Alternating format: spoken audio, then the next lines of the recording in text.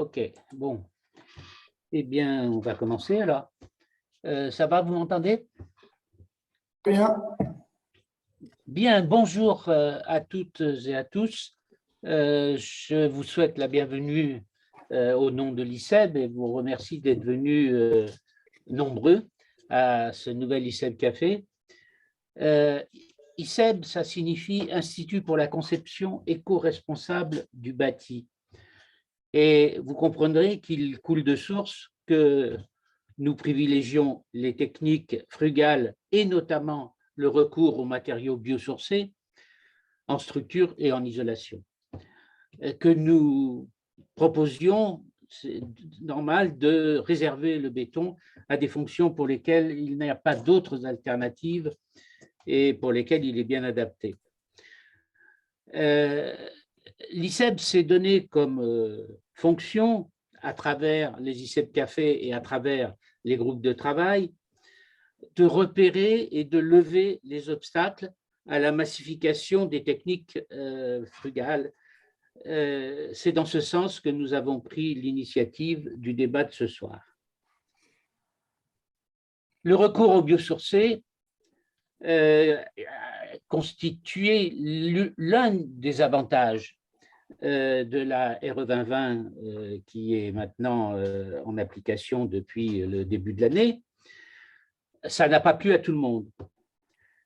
Et certains de nos adhérents, au trimestre dernier, nous ont alertés sur les propositions faites cet été par les pompiers de Paris sous couvert de la préfecture de police et que ces propositions risquaient de remettre en cause cet avantage aux biosourcés donné par la RE 2020. Si j'élargis la réflexion, environnement et sécurité ne font pas toujours bon ménage. Dans bien d'autres domaines, par exemple celui de la sécurité alimentaire en cuisine ou encore celui de la santé en hospitalier, une conception hyper sécuritaire des risques conduit sans débat possible à des normes et des règles qui s'appliquent au détriment de l'environnement, et là, en l'occurrence, sur les deux exemples que j'ai cités, avec des consommations d'énergie énormes. Sur le sujet qui nous intéresse aujourd'hui, le débat est-il encore possible? Est-il encore possible de trouver des solutions alternatives, de trouver un autre arbitrage? Et je crois que la question fondamentale, elle est là, c'est de trouver un autre arbitrage entre les questions sécurité et les questions environnementales, un arbitrage dans lequel ni l'environnement ni la sécurité ne seront lésés. L'ICEB Café de ce soir, c'est la contribution de l'ICEB à ce débat. Je vais maintenant laisser la parole à Michel Le Sommer. Michel est ingénieur de l'École supérieure du bois, dirigeant de Le Sommer Environnement. À toi, Michel. Merci Alain, bonjour à tous. Donc, en tant qu'ingénieur de l'École supérieure du bois et directeur de ce bureau d'études depuis maintenant 20 ans, comme tous les adhérents de l'ICEB, nous avons à cœur de vouloir limiter nos impacts environnementaux et les pollutions, et aussi, bien sûr, optimiser l'usage de ce matériau. Et en tant qu'artisans, tous, à l'ICEB, de cette doctrine qui est la nôtre, on s'est organisé pour inviter ce soir quatre personnalités, et en collant au terrain. C'est-à-dire d'abord Edith Aikiki, consoeur, co-gérante de Tribu, qui va nous parler. Ah ben génial, donc ça marche, parfait, et qui va nous parler de son retour d'expérience en tant que bureau d'études en environnement. Puis en continuant sur la maîtrise d'œuvre, la construction bois, Yves-Marie Ligaud, bureau d'études spécialisé bois. Puis on va parler, donc, après, en suivant, donc, on a invité Ronan Bézier-Lafosse, qui est directeur technique adjoint de BTP Consultant, pour donner son avis en tant que bureau de contrôle, d'une part. Et puis, pour finir et continuer, puisque nous, on va animer au fur et à mesure, donc, Daniel Vastchek, qui est donc le représentant de l'entreprise, compagnon, charpentier, président de Caillot Île-de-France. Donc, pour commencer ce débat, je voulais rappeler et synthétiser les grands éléments de cette doctrine, d'une part, pour qu'on soit de quoi on parle. Bonjour Sophie, qui m'a invité. Et d'une part, et synthétiser en donc 4 phrases la réponse de Adif Bois. La doctrine Bois, qui est effectivement donc parue donc en juillet donc 2021, impose et dit, voilà, aujourd'hui, en réponse aux travaux d'Adif Bois, il faut donc d'une part réfléchir et poser la sanctuarisation des circulations, définir des protections complémentaires sur les circulations verticales, horizontales, les parois et planchers, et d'une part, travailler sur l'isolement donc latéral, l'isolement sur les tiers superposés, et en prenant à chaque fois sur la façade l'intervention de secours qui ont des prescriptions qui, pour les bâtiments inférieurs à 8 mètres, de 8 à 18 mètres, de 18 à 28 à 50 pour être technique, précis, et supérieur à 50 mètres.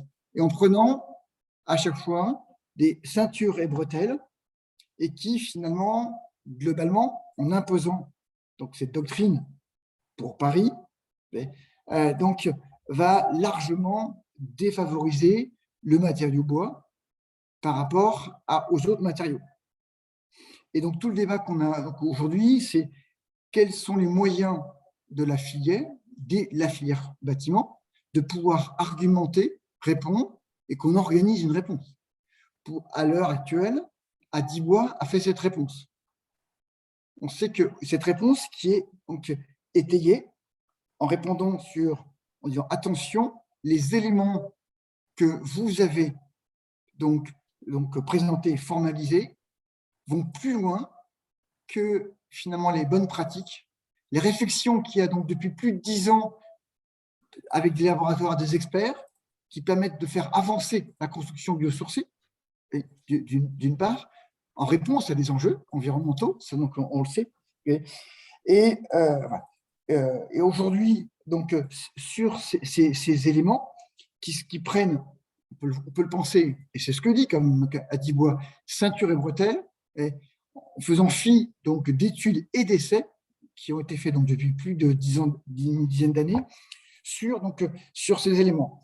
Refuser finalement de considérer que des protections passives peuvent être prises en compte sont largement au détriment des matériaux. Et d'ailleurs, Adif Bois le dit bien, ces protections donc passives, certes, défavorisent l'usage du matériau bois en structure, par exemple, mais aussi les autres matériaux. Donc, et là, donc, la filière attend cette réponse aussi sur les autres matériaux. Et on va le voir. Donc, la première question que je poserai donc, là à Edith, à Kiki, et on débattra, c'est aujourd'hui, Edith, par rapport dans ton expérience et ta démarche sur tes quelques projets bois que tu as en tant que bureau d'études environnement, quelles sont les conséquences directes que tu as et les conséquences de cette doctrine sur le dépôt des PC que tu as eu ou sur des pratiques de chantier en cours, peut-être? En fait, j'aimerais bien, avant, juste préciser quelque chose par rapport à ce que tu as dit, Michel, juste pour dire que quand même, enfin, c'est pas pour on y va. Animer le débat dans l'autre sens, que la doctrine quand même des pompiers, elle s'est reposée en partie sur ce que Adif Bois avait un peu aussi suggéré dans le cadre des Jeux Olympiques, parce qu'en fait, tout ça, c'est arrivé, peut-être, je ne sais pas si tu l'as dit, que dans le cadre des Jeux Olympiques, du fait de pousser vers l'utilisation du bois et de faire des bâtiments à très bas carbone, parce que c'est un peu la philosophie des Jeux Olympiques, effectivement, on est amené à en faire énormément en pourcentage de surface construite. Donc, on va dire les constructeurs, ou en tout cas les Solideo et les autres intervenants, se sont adressés à Adifbois pour les aider dans la prise en compte de la sécurité incendie dans la construction bois, du fait de notre particularité, c'est que les logements construits pourraient devenir des bureaux, inversement. Donc, il y a aussi cette question qui est importante aussi, qu'on passe d'un usage à un autre usage possible, et il faut que tout soit cohérent sur cette question de sécurité incendie. Donc, à Adifbois, ils avaient déjà proposé des solutions, dont pour les circulations, par exemple, verticales, de coffrer le bois. Voilà, on peut dire comme ça. Donc, c'est ce qu'on dit, effectivement, une solution passive, on va dire, devient coffrer le bois. Et la doctrine donc, vient renforcer en disant plus de bois, par exemple, dans la circulation verticale. Point. Donc, un peu plus radicalement. Donc, pour dire un peu, ça arrive aussi, ça arrivait petit à petit par Adifbois pour prendre des précautions. Mais peut-être que je me trompe, hein, mais en tout cas, c'est comme ça que je l'ai compris. Donc, ça, je voulais juste préciser ça. Après, sur les opérations, aujourd'hui, on constate plusieurs choses.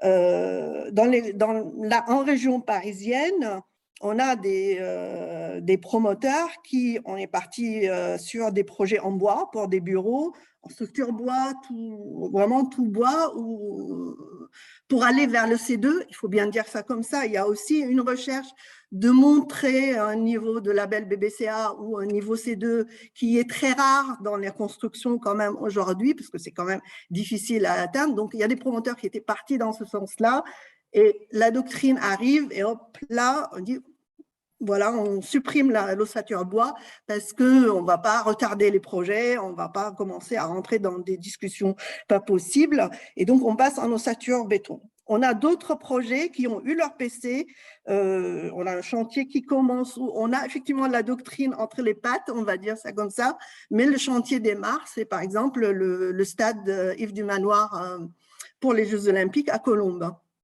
Pour l'instant, il y a des négociations apparemment auxquelles je ne participe pas, mais en tout cas, le chantier démarre et on a de l'ossature bois et on est effectivement au-dessus du 8 mètres. Voilà. Et la problématique, c'est qu'on veut bien même mettre des protections passives du moment où on a des niveaux de carbone demandés très, très bas. Dès qu'on rajoute des matériaux, on va être quand même dans des difficultés d'atteindre ces niveaux. Donc, quelque part, même le rajout de matériaux, quels qu'ils soient, en fait, on est en train de dépouiller aujourd'hui les projets de façon à être bas carbone, parce que moins on met de matériaux, mieux on se comporte. Donc, l'idée même déjà de capoter le bois, ça nous pose problème. Oui. Voilà. Après, on peut se définir un autre niveau de carbone à atteindre, etc. Mais en tout cas, il y a déjà cette problématique. Et puis, aller vers le béton, c'est encore évidemment pire.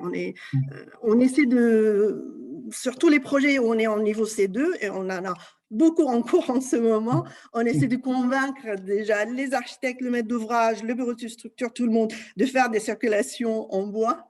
Donc, on était arrivé, même des projets qui sont en DCE aujourd'hui. Et là, effectivement, on commence à avoir peur dès qu'on va commencer le chantier, est-ce qu'il ne va pas y avoir un problème, même pour des PC qui sont déjà passés. Voilà, c'est juste pour… Est-ce que tu as un avis, justement, parce que ce que demande cette doctrine, c'est soit des matériaux combustibles, ou soit à partir d'un certain niveau, donc des systèmes d'extinction automatique. Donc, oui. Bien sûr, on sait déjà que dans les projets de bureaux, c'est rare qu'on y va. Pour une incompréhension, ça veut dire en fait les bureaux pas les bureaux, les sociétés d'assurance, voilà, je vais y arriver, nous disent le contraire, que c'est une bonne solution de mettre ce type de solution de sprinklage et autres, et que l'idée de dire que le sprinklage abîme après tout, parce qu'on parle toujours de sprinklage, ça inonde tout, et en fait, il paraît que ce n'est pas vrai. Et si vous voulez aller plus loin, je peux appeler le bureau qui est au-dessus. Je l'ai en local, il peut vous expliquer les choses. En tout cas, les assureurs poussent plutôt vers ça. Donc, je ne sais pas si c'est pas aussi, si ça vient pas aussi des échanges ou des lobbies qui peuvent l'être dans ce cas-là. On posera tout à l'heure la question à notre bureau donc, de contrôle, donc à Renaud Béziers-Lafosse. Mais avant, j'aimerais donc finalement rebondir avec Yves-Marie Ligaud, qui semble, à lui, en tant que bureau d'études bois, un retour d'expérience assez intéressant sur quelques opérations et avec une analyse avant et après doctrine. Donc, Yves-Marie, et aujourd'hui, est-ce que vous, donc, au vu de certains critères, je vous laisse la parole, quelle est votre analyse et votre retour d'expérience? Alors, pour moi, le retour d'expérience, j'ai été sur 2 concours au moment où la doctrine est parue. Donc, déjà, la première chose, c'est de se dire, est-ce qu'on répond, est-ce qu'on en tient compte ou on n'en tient pas compte et on passe à travers les gouttes. Et puis, on a vite dit qu'on allait en tenir compte. Et une fois qu'on a dit on en tient compte dans le concours, il faut presque obliger l'ensemble des autres équipes à en tenir compte aussi. Donc, on pose la question officiellement et on a une réponse du maître d'ouvrage nous disant oui, on ne vous répond pas tout de suite, mais on va vous répondre. Et puis finalement, effectivement, on va appliquer la doctrine. Alors, comment est-ce qu'on applique la doctrine quand on a un cahier des charges qui demande du bois apparent? Donc, sur un des 2 concours, bureau, bois apparent, clairement imposé dans le programme. Donc, là, forcément, on passe à la protection active. Mais honnêtement, la protection active, aujourd'hui, moi, j'y connais rien et je pense qu'il n'y a pas grand monde qui connaît et qui est capable de vous dire aujourd'hui, ce bâtiment, on va le passer en protection active, c'est un R+7. On sait parfaitement comment faire parce que des R+7 en protection active, en fait, il n'y en a pas tant que ça. Et puis, l'autre expérience, c'était un concours, là, pour le coup, que je crois on a gagné, qui est de l'habitat social. Donc, on aurait pu le passer en modulaire, mais on était serré dans la trame. Donc, le modulaire, on a des doubles murs et ça ne rentrait pas. Et on avait le choix, finalement, de le passer soit en CLT, soit en béton. En CLT, pour du logement d'urgence, on ne pouvait pas imaginer le sprinkler parce qu'on craint beaucoup les détériorations au fil de la vie de l'ouvrage. Et donc, on a dit, soit c'est de la protection passive de type encapsulage, tel que préconisé justement par les notes à Divebois, mais sans être certain que ce soit accepté. Soit tout ce qui était en CLT porteur, on le passe en béton. Donc, c'est le choix que le groupement dans lequel je réponds a fait. Donc, ça veut dire en clair, on a perdu 650 mètres cubes de CLT au passage, en passant. Donc, on a conservé les façades en bois. Pour les façades, on a nos appréciations de laboratoire qu'on avait fait jusqu'à présent. Donc, on les a, le guide bois, construction et propagation du feu par les façades. Et voilà, donc ça, on en est au stade concours. On n'a pas encore déposé le PC. Peut-être que ça ne va pas être aussi simple que je le présente là.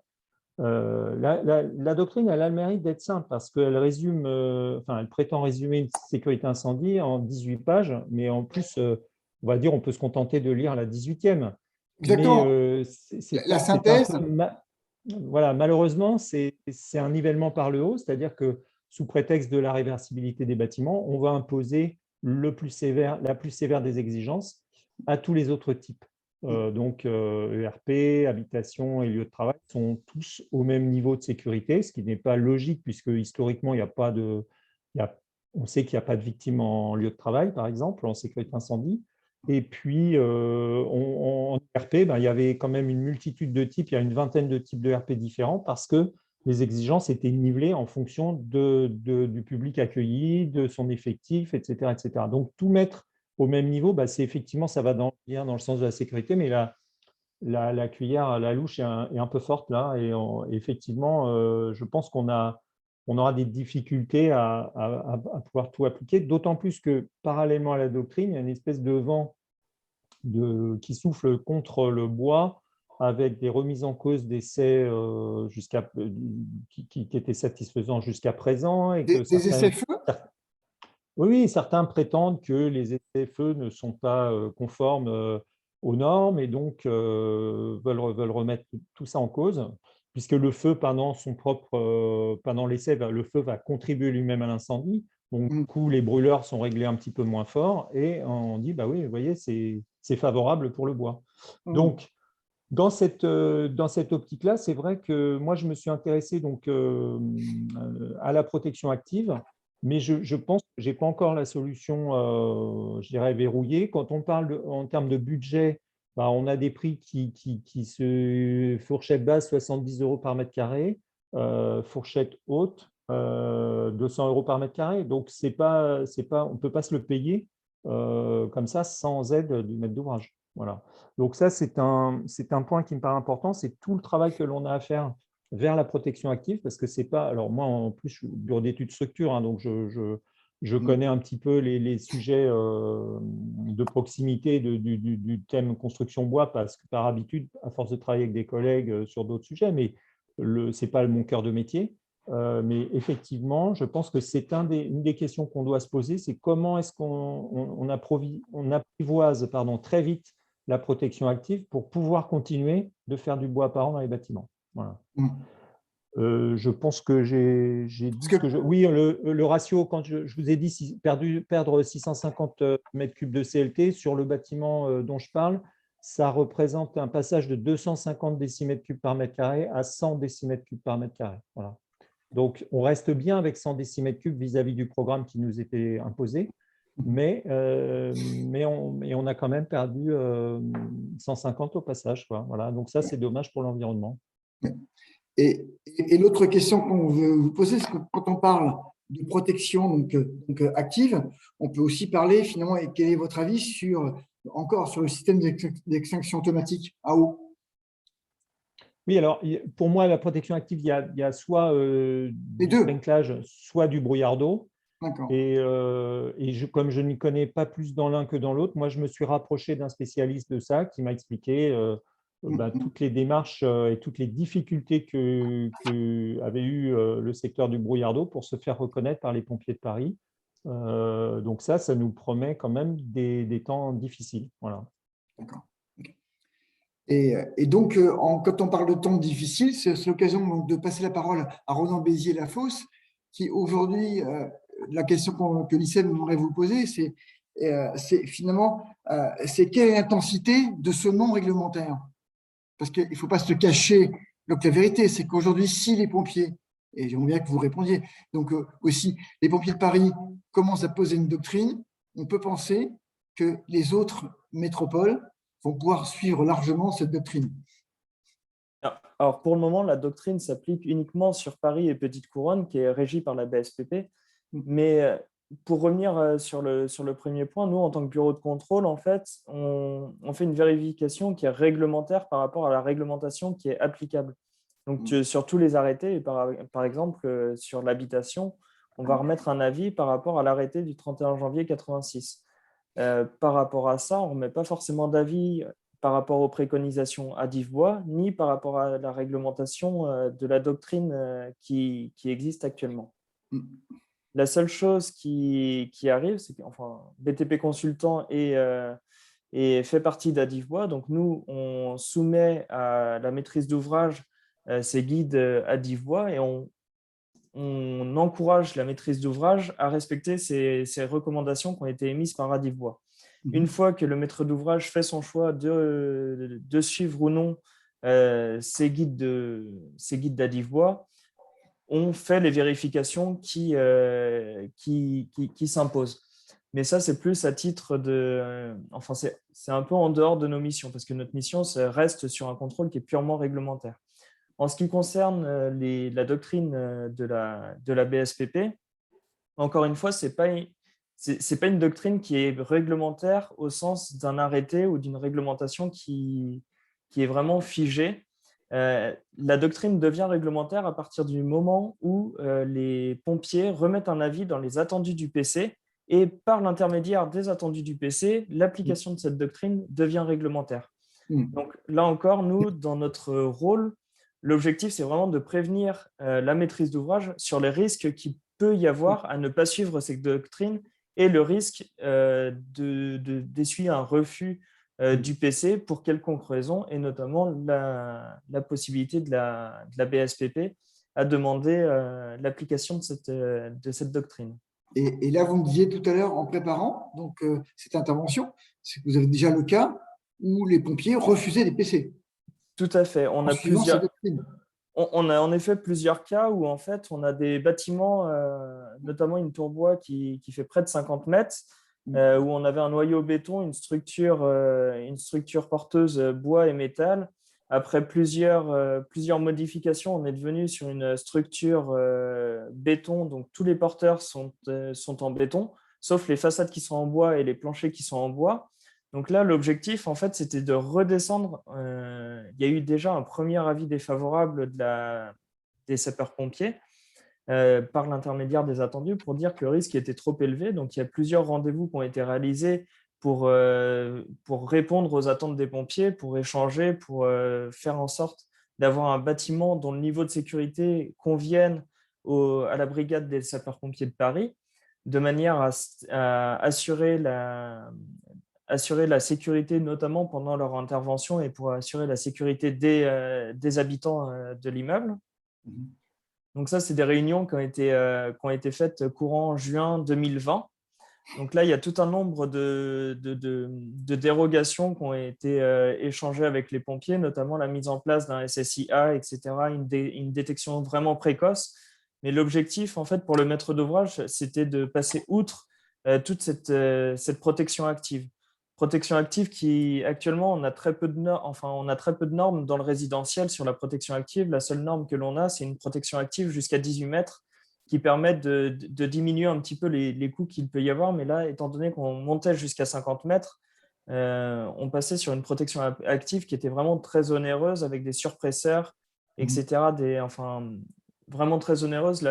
L'entreprise qui a gagné le marché, du coup, a fait une estimation du coût et ce qui remettait en cause le projet.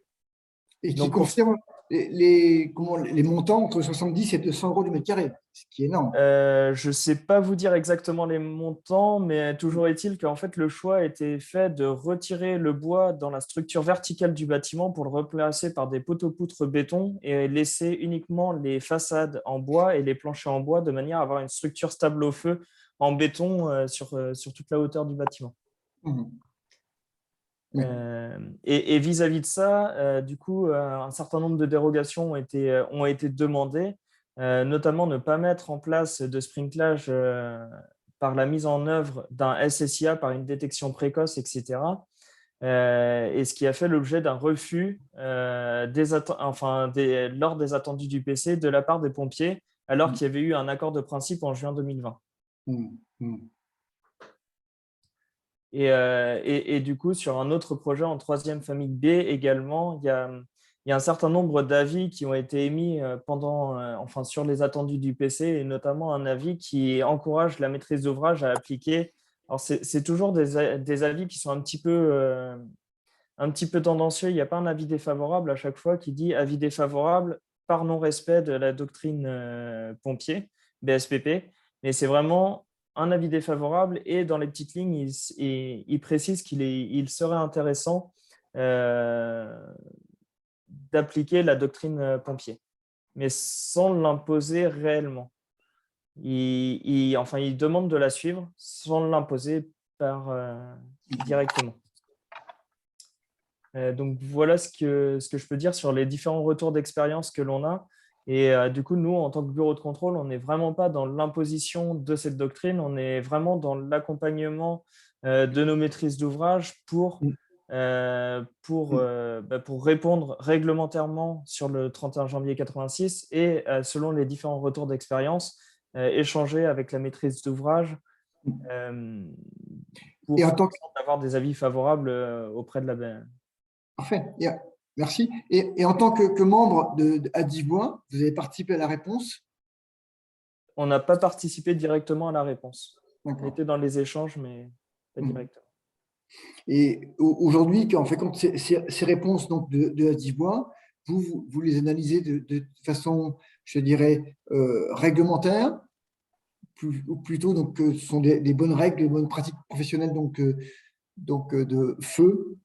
Alors, c'est plutôt des règles de bonne pratique que nous, on encourage chez nos maîtrises d'ouvrage, mais on ne peut pas les imposer de manière réglementaire.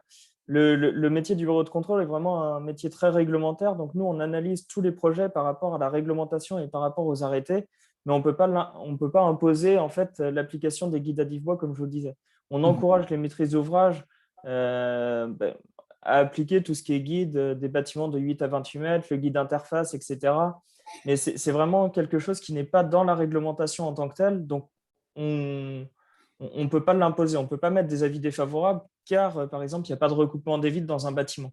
C'est des bonnes pratiques, mais qu'on encourage auprès des maîtrises d'ouvrage. D'accord. Et en tant que bureau de contrôle, vous avez aussi un avis sur la remise en question des essais-feux qui ont été faits par la doctrine Bois? Alors, nous, on n'a pas de remise en question en soi des essais-feux à partir du moment où les essais-feux sont établis par un laboratoire agréé et on a le PV qui correspond. Il n'y a pas à remettre en cause ces essais qui ont été réalisés, notamment tous les essais qui sont à la base du guide bois façade. Oui. Et pourquoi finalement, sinon les pompiers, la doctrine remet en cause, quelque part à la marge, ces essais? Alors, je pense que les pompiers en fait remettent en cause ces essais parce que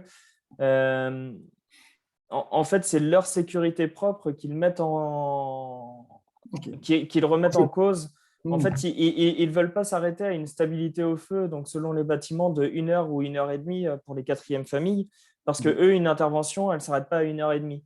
Donc, en fait, l'avantage qu'ils ont avec un bâtiment qui peut être en béton ou autre, ils savent que même après 2 heures, 3 heures, 4 heures, 6 heures d'intervention, ils peuvent toujours pénétrer dans le bâtiment sans craindre un effondrement du bâtiment dans sa globalité. Alors qu'avec, en fait, pour avoir échangé avec quelques pompiers, c'est vraiment une absence peut-être un manque de connaissances sur le matériau bois et sur la stabilité à long terme du matériau et un manque de maîtrise de ce matériau.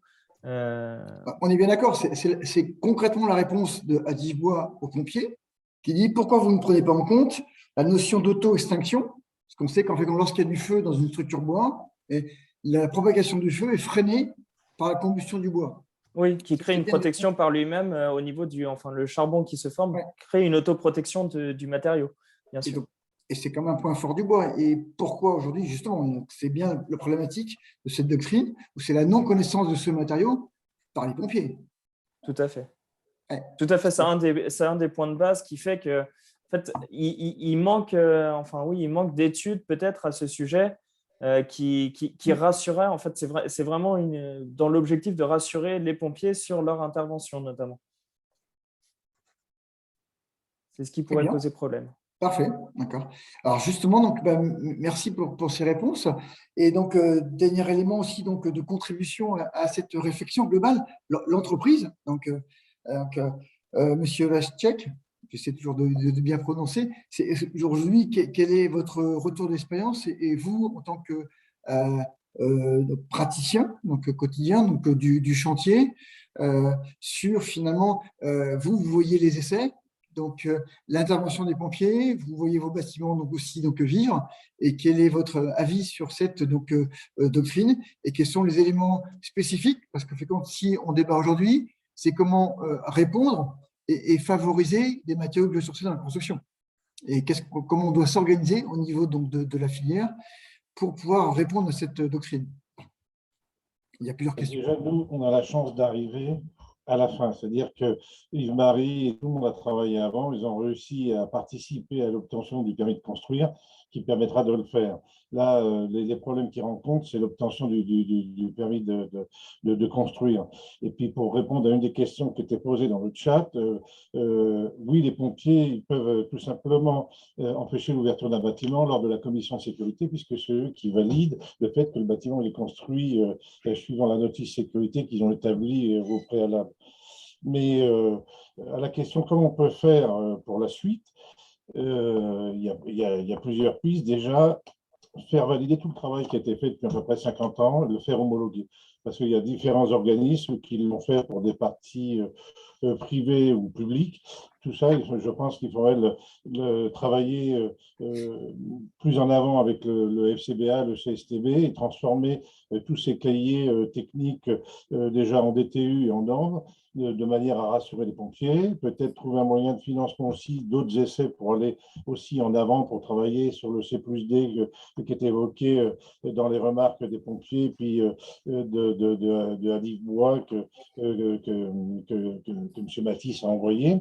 Et si vous voulez, et je pense que le fait d'être groupé aussi bien avec la Fédération du bâtiment, Adif Bois, le FCBA, le CSTB et d'autres organismes techniques et pratiques, déjà, ce serait un bon point. Et surtout, ce serait important d'arriver à nouer le dialogue avec les pompiers, parce que pour l'instant, pour autant que je sache, ils n'ont pas répondu à Adif Bois. On est bien d'accord. Arriver à avoir comment dire, un contact officiel de manière que ce ne soit pas à sens unique, et puis travailler ensemble, comprendre leurs problématiques, parce que tout le monde comprend bien que les pompiers doivent pouvoir intervenir sur un bâtiment qui est en flammes, pouvoir sortir les gens, protéger, et puis évidemment éteindre le feu.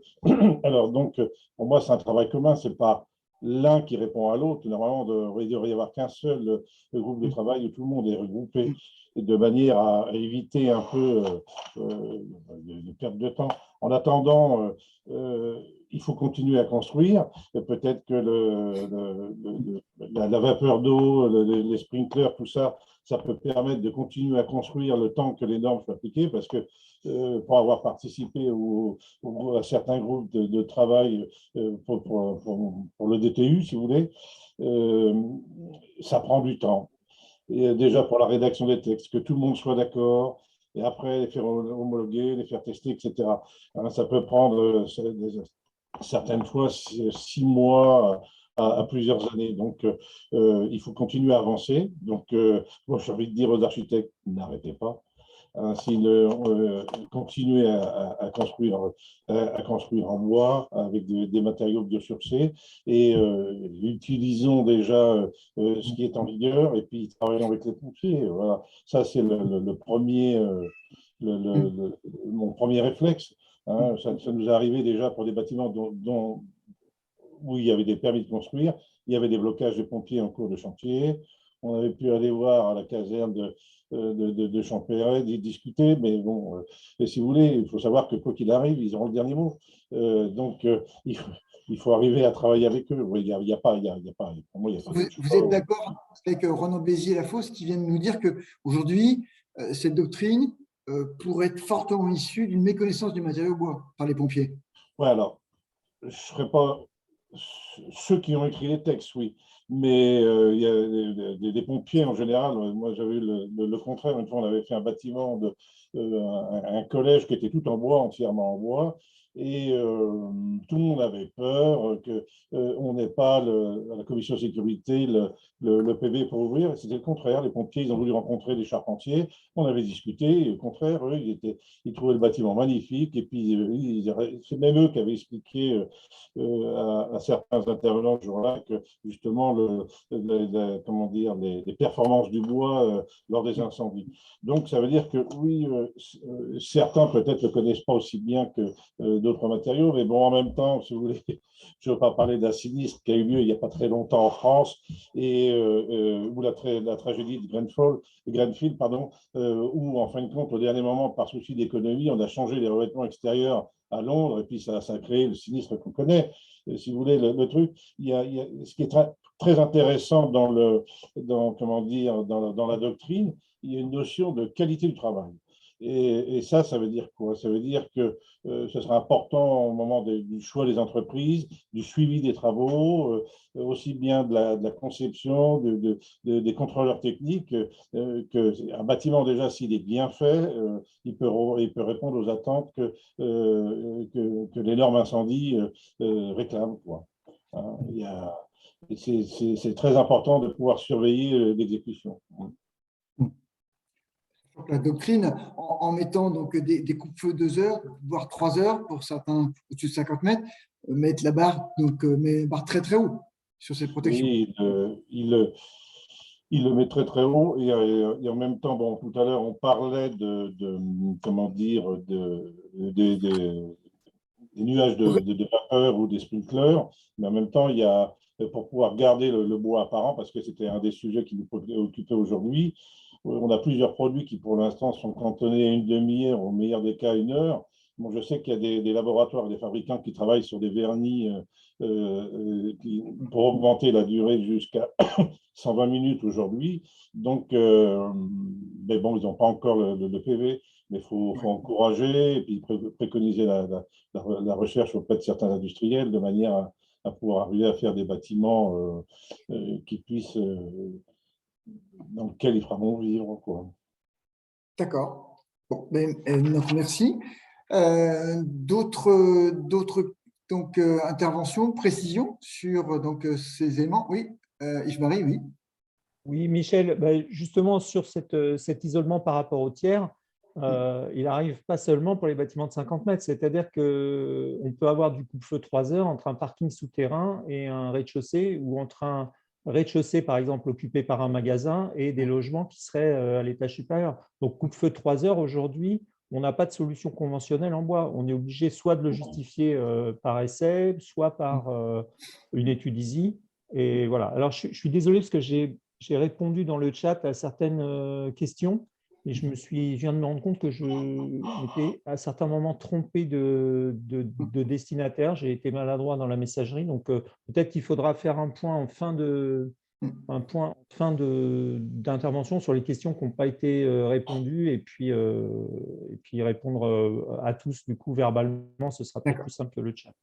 D'accord.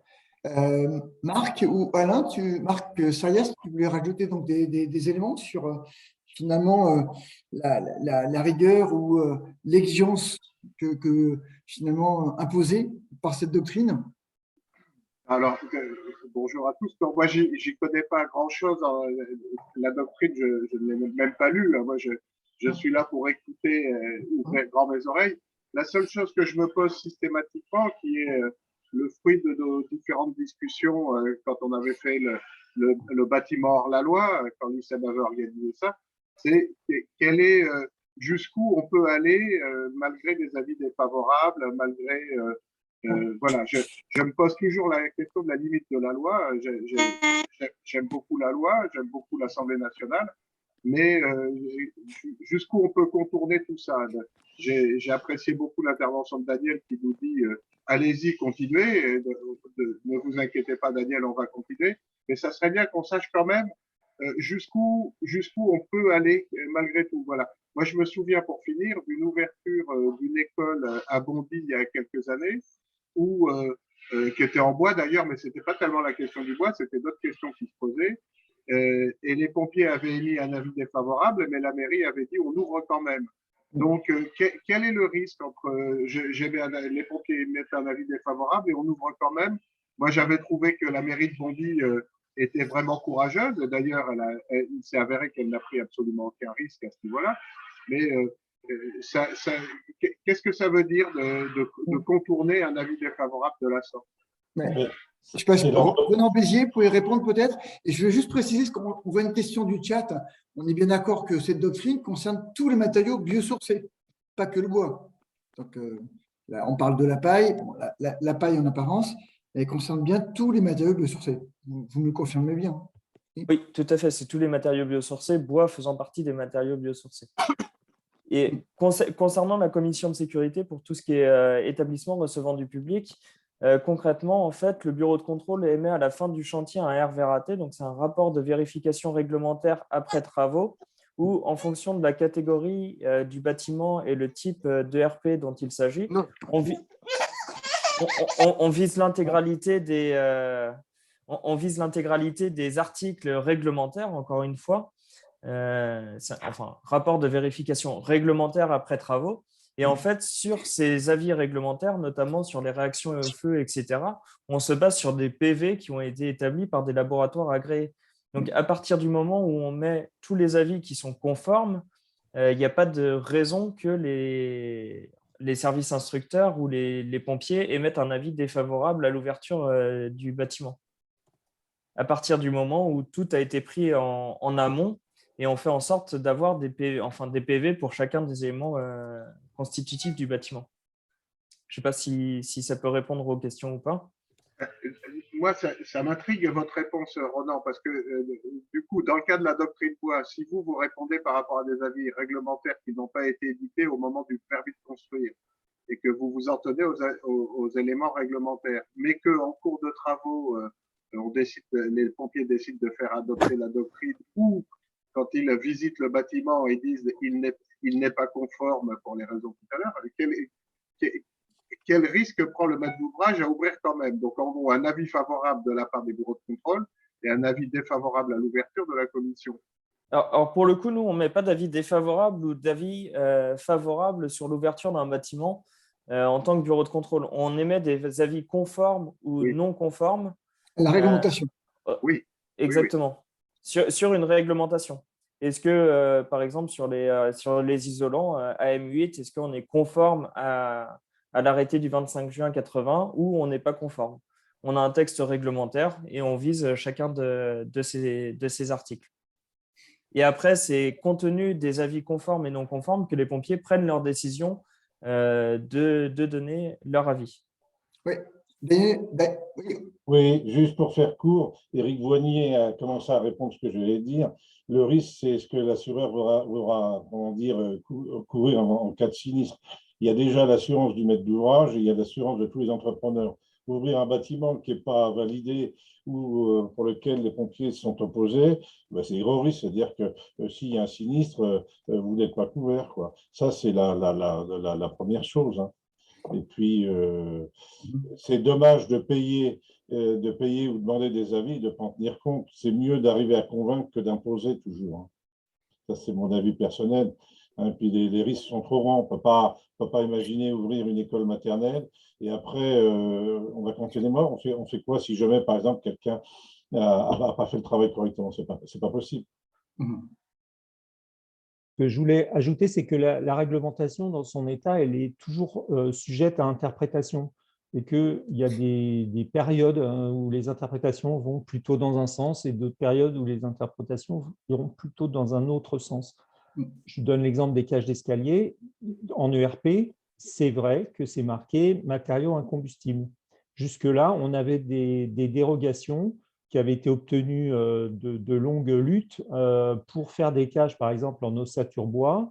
On avait inscrit dans la réglementation un avis de chantier d'une entreprise qui s'appelait UO à l'époque, qui construisait les hôtels Formule 1. Quand on mettait donc ces deux BA13 sur une ossature bois, on avait un PV de résistance qui correspondait à l'exigence réglementaire et c'était accepté par tout le monde. Le risque, c'est ça, c'est qu'effectivement, on met tout ça à plat, on oublie toutes ces, je ne vais pas dire astuces parce que ce serait péjoratif, mais ces avancées qu'on avait fait au fil du temps, hein, la réglementation, l'ERP, ça date de 25 juin 80, habitation 31 janvier 86, donc c'est très long d'écrire ces réglementations, de les réviser périodiquement.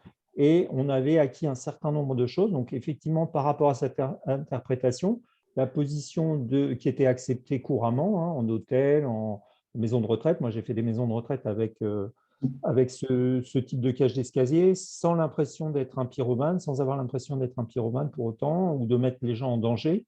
Et en fait, on se rend compte qu'avec la doctrine, c'est une opposition tranchée, très dure, qui dit non, ces justifications-là, on n'en veut plus. Donc maintenant, ça sera comme ça.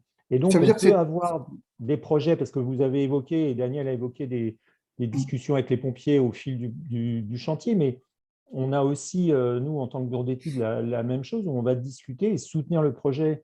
Moi, ça m'est arrivé, alors avant la parution de la doctrine, mais sur un sujet tout à fait identique, qui était des cages d'escalier, donc sur un programme en construction modulaire, ça me paraissait stupide de faire des cages d'escalier en béton, puisque les modules préfabriqués en bois vont avoir une tolérance, on va dire, de l'ordre du millimètre ou du 5 mm, alors que le béton aura beaucoup de mal à respecter ces tolérances-là. Donc, venir insérer un groupe de modules entre deux cages d'escalier béton, il fallait laisser des tolérances qui n'étaient pas acceptables et justement qui auraient créé des vides de construction, etc., qu'il aurait fallu colmater.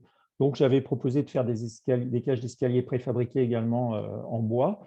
Et en fait, ça m'a été refusé sous prétexte de s'en tenir à la réglementation stricte. Et même la note rédigée par Adivbois, à la demande d'Adivbois, rédigée par les deux labos que j'ai cités tout à l'heure, a été refusée Donc, c'est ça qui est un petit peu grave, c'est que bon, il y a la réglementation telle qu'il y avait dans le texte, il y a ce qu'on en fait en appliquant, parce qu'avec de l'expérience, avec, je dirais, principalement l'expérience, mais les bureaux de contrôle, les bureaux d'études, les architectes savent que ça peut être toléré ou ça peut être compensé. On peut avoir une mesure non conforme, une disposition non conforme à la réglementation stricte, mais proposer une mesure compensatoire. Moi, je me souviens d'avoir fait le bâtiment de Zingaro en 1989. Ben, c'est un bâtiment tout en bois, mais donc il n'était pas conforme à la réglementation dans le texte. Mais on avait discuté à l'époque avec, Patrick Bouchin, l'architecte, avait discuté à l'époque avec la commission de sécurité en disant surabondance d'issues de secours, donc ça avait été accepté comme ça. C'est-à-dire que le bâtiment a été évacué en moins de 5 minutes, et donc le fait d'utiliser du bois dans sa conception ne posait pas de problème de sécurité à personne. Maintenant, la position, elle se durcit considérablement. Ces discussions-là, on ne peut plus les avoir aujourd'hui, et ça va dans le sens inverse d'un durcissement, et voilà. Mais pour vous, je rebondis parce que quand on voit ce durcissement qui fait revenir 30 ans en arrière, sachant que la doctrine Bois, elle cite carrément l'édit d'Henri IV, 1607. Donc, Oui. La première page de la doctrine, on parle donc du XVIIe siècle. Est-ce que ça veut dire que c'est des pathologies qu'il y a eu pour vous? Je parle bien aussi bien à Ronan Béziers-Lafosse. Non, à ma connaissance, ce n'est pas des retours d'expérience, c'est des craintes devant la multiplication des grands projets bois, si vous voulez. C'est-à-dire que effectivement, le programme Adif Bois, ça a été de lancer une trentaine de grands projets répartis sur le territoire français. Ça, c'était très bien. Pour ces grands projets, les fameux démonstrateurs, enfin, j'ai dit 30, mais je crois qu'il y en a eu plus que ça, hein, on ne savait pas grand-chose, honnêtement. C'est-à-dire qu'entre 28 et 50 mètres, on n'avait jamais fait jusqu'à présent de projet bois. Donc, pour ça, je pense que c'était une très, très bonne chose de dire on va utiliser l'ingénierie de sécurité incendie, qui est une disposition réglementaire introduite dans l'arrêté de 2004 pour justifier les projets un peu atypiques. Alors, ça va être par exemple, il y a eu à ma connaissance, les projets sont peu nombreux qui ont été justifiés en EASY, mais de mémoire, l'aérogare de Roissy avait été justifié comme ça, et on justifiait donc le désenfumage. On va étudier tous les paramètres qui influent dans le risque incendie, et notamment le comportement des personnes, la durée d'intervention des secours, etc., etc. Tout ça, ça va être modélisé, et on apportera une réponse satisfaisante. Et le laboratoire qui émet l'étude EASY est validé par un autre laboratoire capable lui aussi d'émettre une étude EASY. Donc, ça a fonctionné comme ça, et c'était, je pense, très intéressant d'appliquer ça aux grands bâtiments. Là où c'était plus contestable, c'est de dire ensuite, oui, mais le risque est le même dans les bâtiments les plus petits, puisque aujourd'hui, dans la doctrine, on peut avoir des bâtiments de deuxième famille, comme le faisait remarquer Stéphane Cochet tout à l'heure dans le chat. On peut avoir des bâtiments de deuxième famille qui normalement ont une résistance d'une demi-heure, là qui se retrouvent impactés, où on va demander d'appliquer non pas forcément une résistance d'une heure, mais les mêmes dispositions que les bâtiments, que ce qu'on demanderait à des troisième familles, en disant bah oui, c'est un escalier encloisonné, le pompier court le même risque. Ce qui n'est pas tout à fait vrai, puisque la hauteur d'intervention n'est pas la même, la durée d'intervention n'est pas la même, et le risque de déclencher un incendie à l'étage en dessous du sien, enfin d'avoir un incendie qui se déclenche à l'étage en dessous ou à l'étage, dans les étages inférieurs, est beaucoup moins important dans un bâtiment de 3 niveaux par définition que dans un bâtiment de 7 ou 8 niveaux. Ouais. Donc ça, effectivement, c'est le nivellement par le haut dont je parlais tout à l'heure qui nous fait énormément de difficultés ensuite en justification, et qu'on ne comprend pas forcément du premier coup. Très bien, merci bien. Donc, des commentaires, Edith, puisque tu avais commencé. Monsieur Briard a levé la main. Monsieur Briard a levé la main. Pardon. Je ne vois pas forcément là. Bonjour à toutes et à tous. Pardon.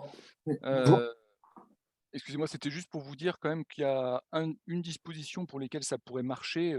En fait, dans le cadre de l'habitation, les dispositifs ESSOC, les décisions ESSOC dans le cadre de la sécurité incendie s'imposent au service instructeur.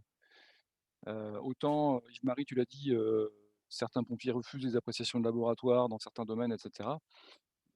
Peut-être, mais si vous passez par un dispositif ESSOC, et c'est écrit dans l'arrêté ESSOC, il y a un cas, mais ça doit être en accessibilité handicapée, où la décision de l'attesteur ne s'impose pas au service instructeur, mais pour la sécurité incendie, la décision de l'attesteur s'impose au service instructeur. Sauf que ESSOC n'est pas applicable en ERP, hein, c'est qu'en habitation. Mais si vous voulez faire du sprinklage en habitation, la dérogation n'était pas possible jusqu'à maintenant en habitation, c'est possible par un dispositif ESSOC. Et le problème, François, c'est que quand on est en projet comme ça, d'entraîner toute son équipe de maîtrise d'œuvre dans ce genre de difficultés, moi, ça me paraît un combat très difficile à mener. C'est-à-dire, je me souviens de mon collègue Olivier Gaujard qui avait fait son collège en paille là, ici les Moulineaux. Bon, l'essai le pire, il a mis 2 ans à le valider. Pendant ces 2 années, donc c'est une super réussite hein, pour lui, pour tout le monde finalement. On en a tous profité, mais pendant les 2 ans en question, ça veut dire que le projet s'est retrouvé en stand-by. Et ça, c'est terrible. Alors moi, ce serait difficile pour moi de dire, ce projet-là, je le mets un petit peu de côté parce que j'ai besoin de me faire aider, j'ai besoin d'aller plus loin.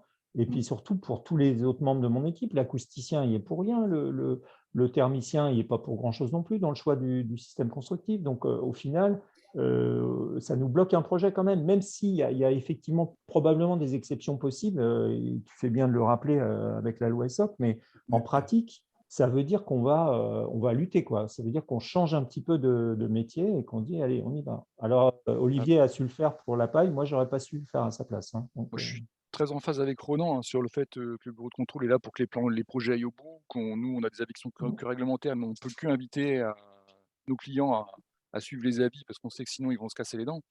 Mais d'un point de vue esprit de filière, peut-être qu'il va quand même falloir se réserver certains projets pour aller vraiment à la confrontation et au dialogue. Je ne parle pas de confrontation négative, hein, mais à la confrontation et au dialogue avec les pompiers, les services instructeurs, avec aujourd'hui, raisonner des gens qui ont peur, c'est vachement difficile, mais on ne fera pas mieux que des essais, des avis de labo, des gens qui connaissent le feu. Hein. Moi, bureau de contrôle, je connais le bois, mais je ne connais pas le feu. Je vais éteindre des incendies, jamais je mets le feu dans un labo. Tout ça, ça passe par de la science, quoi, de la science, des essais, des choses comme ça. Je sais que nous, sur le fameux projet où on a récupéré un avis défavorable, on a fait beaucoup de réunions justement avec les pompiers pour connaître le risque, connaître les craintes, savoir ce qu'on pouvait apporter comme étude, etc. Enfin, il y a eu beaucoup d'échanges, notamment sur ce qu'ils attendaient comme sprinklage, parce qu'il y a on parle de sprinklage, mais quel niveau de risque on prend dans un bâtiment en bois? Est-ce que toute la structure bois, on la considère comme masse combustible? Est-ce qu'on prend que l'aménagement intérieur? Parce que si on commence à prendre toute la masse combustible dans un bâtiment en bois, en fait, on se retrouve avec un niveau de risque du bâtiment qui est très, très élevé. Donc, ça veut dire que des débits en eau qui sont très élevés, des surpresseurs qui sont juste monstrueux. Donc, ça c'est vrai que c'est des questions qui sont… Mais ce qu'il y a, c'est que les pompiers n'ont pas forcément beaucoup de réponses à ces questions. Ils demandent de proposer et après, ils analysent. Mais ils n'ont pas forcément toutes ces propositions à transmettre. Et de l'autre côté, en fait, on a besoin d'une maîtrise d'ouvrage aussi qui est qui a vraiment envie d'aller au bout parce que, enfin, je vois, nous, c'était sur une résidence étudiante. Mais par exemple, mettre en place du sprinklage dans une résidence étudiante, il y avait beaucoup de problématiques pour savoir s'il n'allait pas avoir des déclenchements intempestifs, savoir comment on allait faire l'entretien, etc. D'un autre côté, on a aussi eu du sprinklage dans de l'habitat résidentiel. Mais dans ce cas-là, comment on va faire l'entretien chez les gens? Parce que c'est des zones privatives. Donc, comment on peut aller faire l'entretien alors que annuel, par exemple, d'un sprinklage qu'on sait faire dans un magasin, par exemple. Dans tous les magasins, il y a du sprinklage et on y est habitué, on sait faire l'entretien, etc. Dans une zone privative, on ne sait pas forcément le faire. Donc, c'est vrai que ça remet beaucoup de questions en place derrière sur l'introduction du sprinklage. Il faut faire attention au niveau de l'entretien, qu'on ne ride pas de façon japonaise, c'est-à-dire que Bon, là-bas, c'est pour d'autres sujets, mais ils ont à la fois le feu et puis les séismes où ils obligent une révision complète des bâtiments tous les 30 ans et ils l'imposent. Soit on doit faire des travaux ou alors on écroule le bâtiment. Hein. C'est clair, là-bas, ils font pas dans la dentelle et il ne faudrait pas qu'on rive vers ça, quoi. Ce serait un peu dommage, quoi. Okay. Bon, merci à tous. Je pense que là, on vient de passer donc 1 heure. Est-ce qu'on peut ouvrir le débat aux questions donc, du public? Comment ça se passe, Héloïse? Qu'est-ce qui récolte les questions? Elles sont ouvertes? Bah alors, les questions, il y a beaucoup de questions et on vous en remercie qui ont été posées. Et puis, un certain nombre ont déjà été traitées dans le chat directement.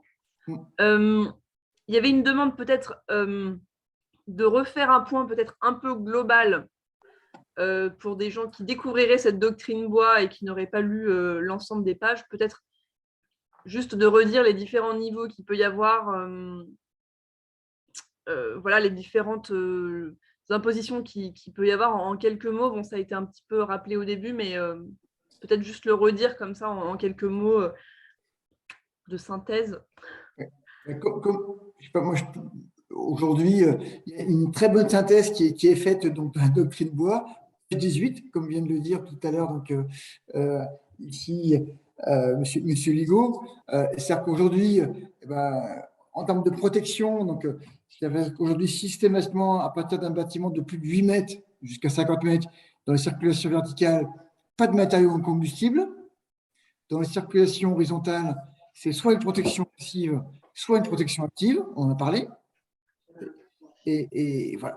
Pour les parois, planchers, poutres et poteaux, pareil aussi. Donc, à partir d'un bâtiment plus de 8 mètres, il faut systématiquement des protections passives partielles donc, ou actives. Et donc, ça veut dire que c'est systématiquement les bâtiments bois au-dessus de 8 mètres. En termes d'isolement donc latéral, c'est-à-dire en limite séparative, il faut des protections de coupe-feu lorsqu'on est inférieur à 8 mètres, donc d'une demi-heure. Et après, c'est coupe-feu 1 heure en termes de protection passive, au moins, c'est-à-dire 1 heure pour les bâtiments de 8 mètres jusqu'à donc 28 mètres, et 1h30 après, au-dessus de 28 mètres, et 2 heures au-dessus de 50 mètres. Il faut des recoupements dans tous les 45 mètres pour les bâtiments. Et puis des protections passives au feu de 3 heures, on en a parlé, hein, donc ça veut dire forcément plus de bois, puis des demandes d'isolement de façade qui sont faites, ça demande forcément des matériaux en termes de façade, donc c'est par flamme d'1 heure, donc au moins, donc systématiquement, voilà. Et puis après des exigences sur les interventions de secours. Ça veut dire sur les moyens de secours, sur les extincteurs, sur les phases chantiers, avec aussi donc, des éléments d'intervention, d'échelle, et donc pour les bâtiments de 50 mètres, systématiquement des systèmes d'extinction automatique. Alors ça, c'est les grands principes. Mais c'est très bien résumé en donc, une page, 18. Oui, juste ajouter, parce que les conséquences pratico-pratiques, en fait, c'est ne plus avoir de bois apparent dans les bâtiments. Voilà. C'est appliquer, par exemple, la règle du C+D dans les bâtiments de bureau à plus de 8 mètres. Ça, ce n'était pas le cas dans la réglementation, dans le Code du travail, mais c'est sous couvert, on va dire, d'une potentielle réversibilité. On dit, du coup, ça peut devenir un jour des locaux à sommeil, donc on va quand même construire le bâtiment dès son origine en respectant du C+D. Alors, bon, ça ne paraît pas, mais c'est assez contraignant parce que, notamment, en bureau, l'architecture du bureau, on a souvent des bandes vitrées assez importantes et cette règle-là, ça ne s'y prête pas et pour nous, ce n'était pas nécessaire. Donc, il y a le cas des isolements avec la laitière et puis il y a aussi dans ce fameux tableau de la page 18 de la doctrine, vous verrez qu'il y a des seuils de hauteur qui sont introduits parce qu'en fait, le seuil de 18 mètres existait en ERP et du coup, il a été aussi pris en compte pour les lieux de travail et pour les habitations. Donc, on a des exigences maintenant qui sont graduées avec une granulométrie un peu plus fine qu'avant, avec donc un premier seuil à 8 mètres. Mais comme je le disais tout à l'heure, il y a quand même des dispositions type espace d'attente sécurisé qui peuvent s'appliquer à moins de 8 mètres. La doctrine ne précise pas dans ces sujets-là qu'on peut s'en dispenser. Ensuite, on a donc le 8-18, le 18-28, puis ensuite 28-50. Et puis après, au-delà de 50 mètres, alors très sincèrement, quand on regarde la réglementation, au-delà de 50 mètres, on ne pouvait pas faire de bois précédemment. Donc, ce n'est pas là-dessus qu'on a perdu, je dirais, du terrain. Mais à mon avis, on en perd beaucoup en habitation de deuxième famille à plancher à plus de 8 mètres. On en perd également dans les lieux de travail, comme je l'ai dit tout à l'heure, avec plus de bois par an. Et ça, c'est quand même très difficile pour les maîtres d'ouvrage qui se dirigent aujourd'hui vers un projet en construction bois parce qu'ils veulent donner une belle image de leur entreprise avec une démarche environnementale forte. Alors, effectivement, on pourra toujours construire en bois, mais en ajoutant de la protection passive qui est principalement à base de plâtre, on va dégrader considérablement le bilan environnemental de l'opération, et pour longtemps. Et le bilan économique, parce que finalement, c'est aussi ça, on voit bien. Et le bilan économique, oui. Alors, j'ai d'autres questions du coup dans le chat. Là, on va dire une qui est revenue assez souvent, c'est au niveau de la protection passive. Et puis, Edith le disait aussi tout à l'heure. Dès qu'on ajoute une protection passive, alors qu'on essayait de répondre à un niveau C2 très performant, du coup, on vient tout de suite dégrader ce bilan carbone. Quelles sont les protections passives qui peuvent exister aujourd'hui et quelles sont celles qui sont acceptées, bien sûr, pour répondre à cette réglementation. Et voilà, est-ce qu'il y en a qui sont mieux que d'autres sur un plan carbone? Est-ce que vous avez pu voir un petit peu ça déjà? Edith, tu veux répondre ou je sais pas, ou Yves-Marie? Moi, je peux dire peut-être celles qui sont acceptées. On peut mettre du panneau, par exemple, du panneau bois-ciment en protection passive. Mais la question, ça va être la finition derrière. C'est-à-dire que la doctrine et les notes à Divois nous imposent que la protection passive soit en pose directe sur le CLT, par exemple. C'est-à-dire qu'on n'aura pas de vide qui permettait de mettre un rail de désolidarisation, parce que ça créerait un vide de construction. Donc, si on est obligé d'être en pose directe, on ne peut pas, la protection, elle ne va pas être conforme au DTU de placo ou de, là, j'ai parlé de panneaux bois-ciment, mais en référence à un DTU ou un avis technique, si on est en pose directe, on ne pourra pas faire appliquer la finition directement. Donc, par exemple, quand on a pour une cage d'escalier coupe-feu 1 heure, on doit rajouter 2 placos de protection passive, plus un 3e placo de finition, qui lui sera posé sur rail pour pouvoir être désolidarisé, parce que sinon on aura de la fissuration. Et donc on ne sera pas conforme au DTU. Donc en fait, ce n'est pas 2 couches, c'est 3. Voilà. Et ça, c'est par contre des discussions qu'on peut avoir aussi de manière croisée avec les bureaux de contrôle. C'est-à-dire que le pompier va lui demander 2 couches en pose directe, mais sans se préoccuper de savoir si c'est conforme ou pas au DTU ou à un avis technique quelconque. Donc, en fait, les difficultés, elles ne font que, dans ce cas-là, que commencer, quoi. Donc, on a beaucoup de justifications à produire.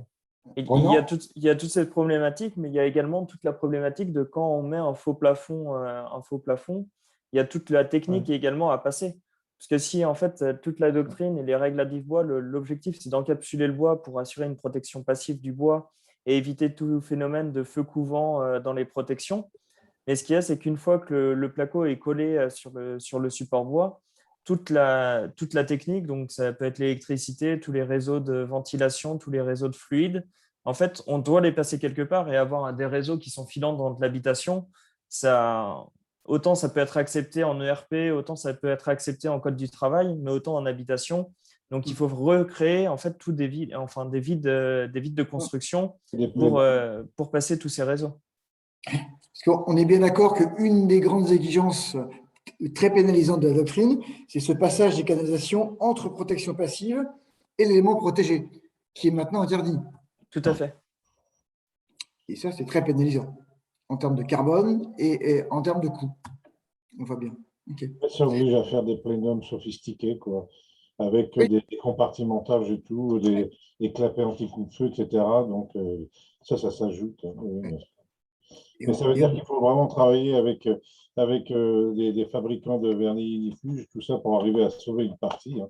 J'ai vu qu'il y avait voilà, Stéphane Cochet qui posait la question. Ben, je connais comment dire, des fabricants qui travaillent sur l'augmentation des durées des vernis ignifuges, mais ils n'ont pas encore l'agrément, quoi.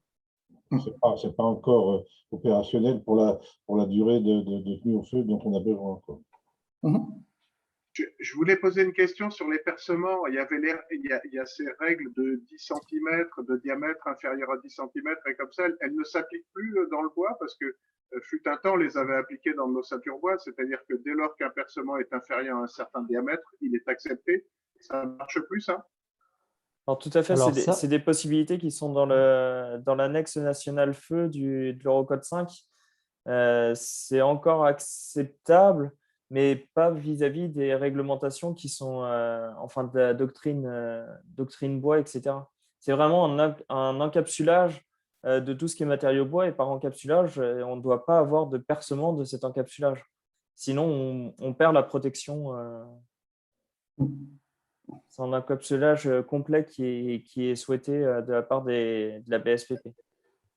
Et à ma connaissance, la dérogation sur les percements, elle existe en habitation dans l'arrêté 86 modifié, mais je ne crois pas qu'elle existait en ERP.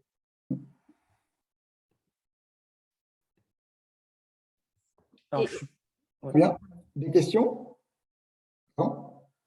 Non, j'allais juste demander, parce que, pour rebondir, hein, mais sur la question d'avant aussi, dans le chat, il se pose la question du béton de chanvre ou de l'enduit de terre pour protéger. Est-ce qu'aujourd'hui, c'est des choses qui peuvent être acceptées, que vous avez vu accepter, ou est-ce que c'est encore un peu à démontrer? En fait, c'est possible, mais ça passe par un essai. C'est-à-dire qu'il n'y a pas de solution conventionnelle où on vous dit, par exemple, même là, en ce moment, sur les anciens planchers, l'enduit de plâtre sur bacula, pour les anciens projets dans Paris, on avait l'habitude de sortir des documents. On ne peut plus les utiliser là aujourd'hui. Donc, en fait, il faut à chaque fois remontrer patte blanche et refaire des essais. Et donc, je sais qu'il y a eu des essais sur de la paille protégée par enduit, mais c'est un essai le pire dont on parle. Donc il est valable pour un essai donc de propagation du feu par la façade, mais c'est pas un essai de résistance au feu conventionnel pour des partitions intérieures de cloison, type cloison, plancher, etc. Donc en fait, parce que le feu de l'essai le pire n'est pas un feu conventionnel courbe ISO 834. Donc en fait, on a à chaque fois besoin de remontrer patte blanche et les essais, on ne va pas pouvoir tous les faire. C'est-à-dire qu'il y avait une question tout à l'heure dans le chat sur l'ingénierie de sécurité incendie.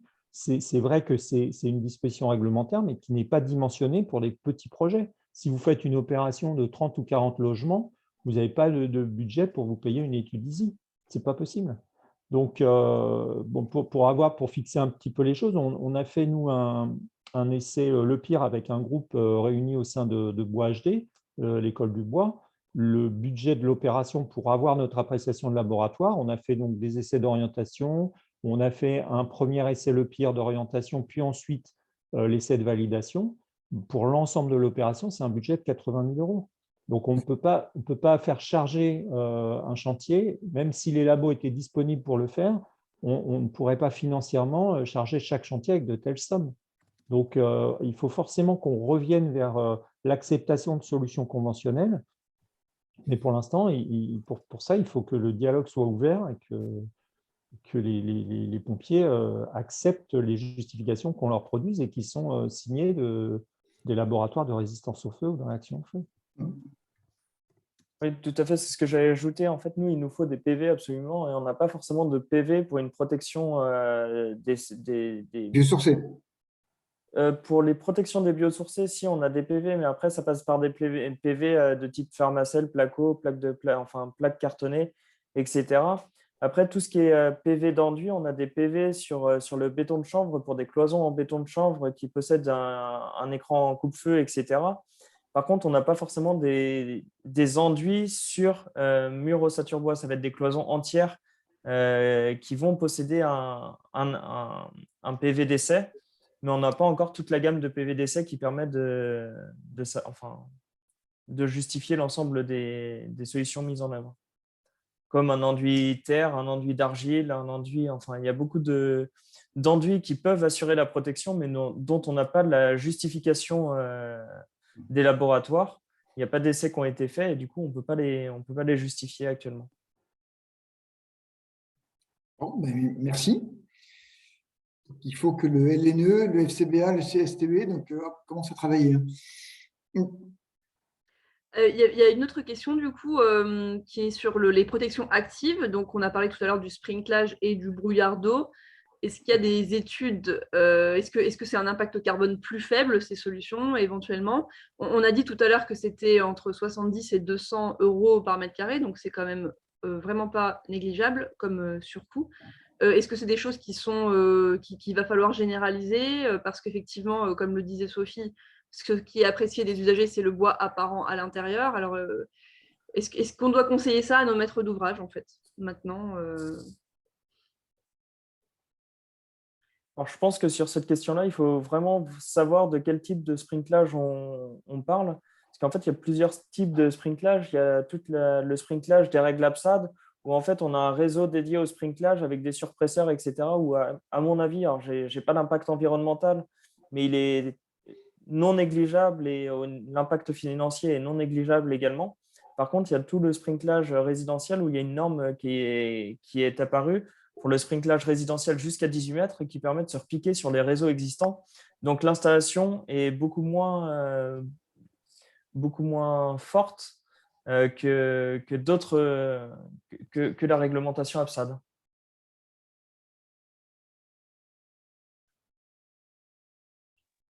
Il n'y a pas de double réseau qui est créé pour le sprinklage. D'accord.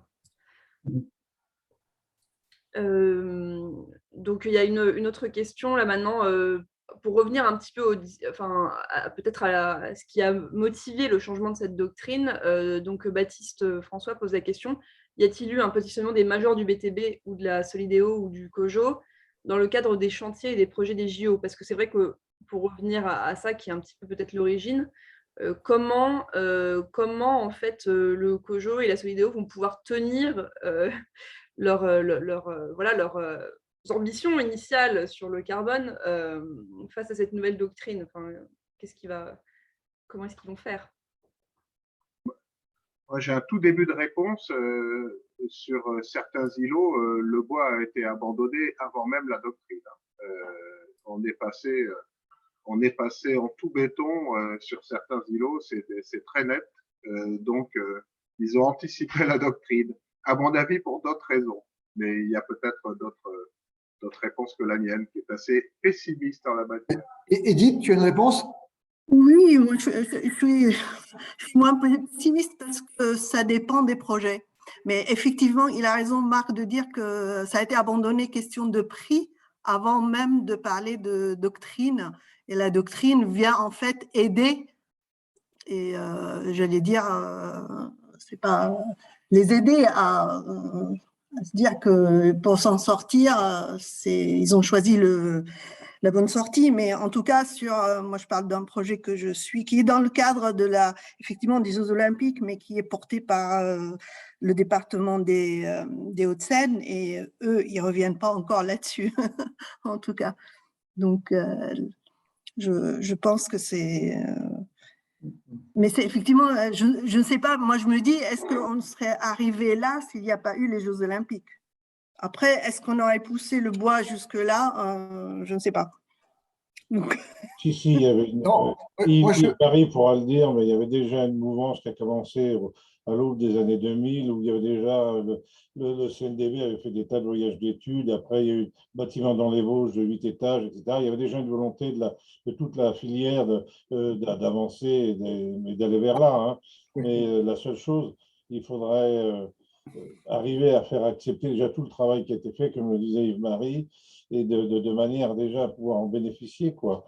Mais il faut vraiment s'associer, Fédération du bâtiment, CSTB, FCBA, tout le monde, et puis comment dire, arriver à parler avec les pompiers. Il n'y a pas de raison que ça ne puisse pas se faire.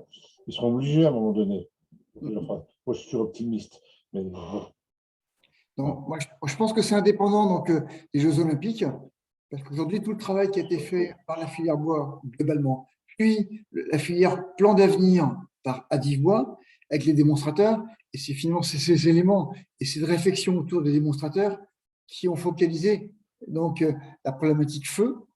Donc, et donc là, c'est la réponse des pompiers, donc effectivement, donc, à Adif Bois. Mais effectivement, les Jeux Olympiques était donc une conséquence d'Adif Bois, parce que c'est Adif Bois avec donc qui est largement participé à l'élaboration d'un cahier des charges, comme vous le savez.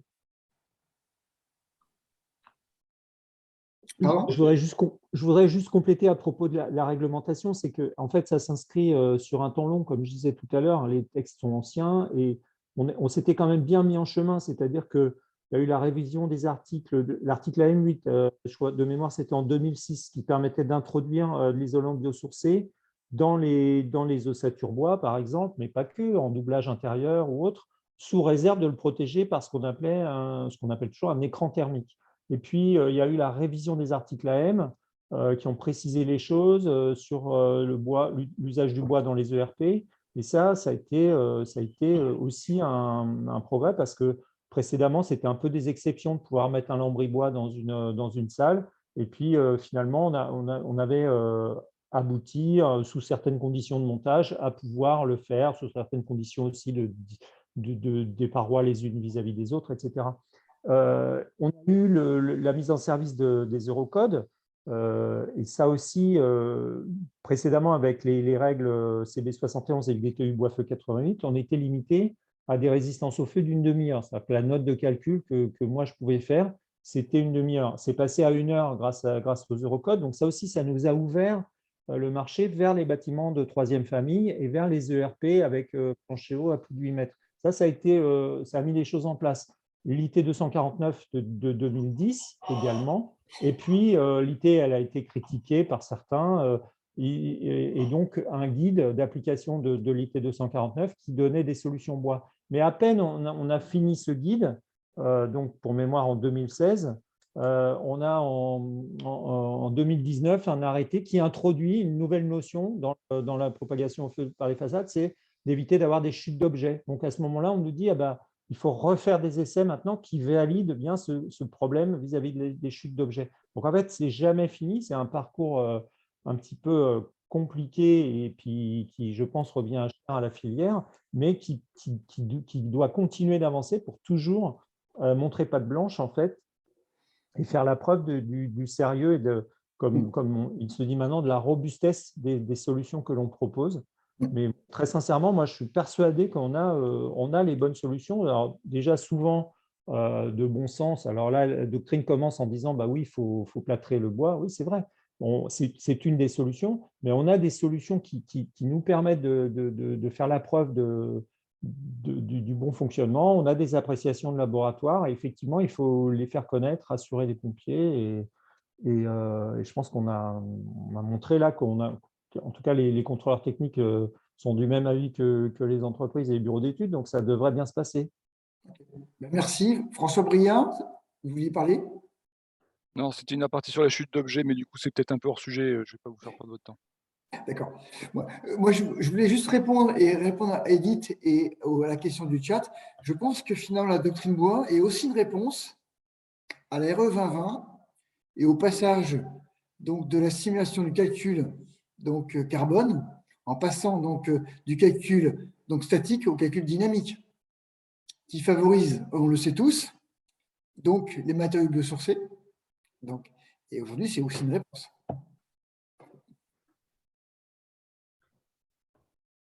Juste pour l'histoire, pour la hauteur des bâtiments, je ne sais pas si vous vous souvenez, mais il y a une petite vingtaine d'années, il y avait un projet de la Tour du Temps qui devait faire 225 mètres de haut tout en bois. Voilà. Donc, elle ne s'est pas faite faute de financement.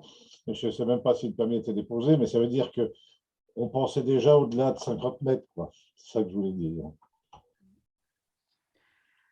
Et la Tour du Bois pour les Jeux Olympiques de Paris en 2000.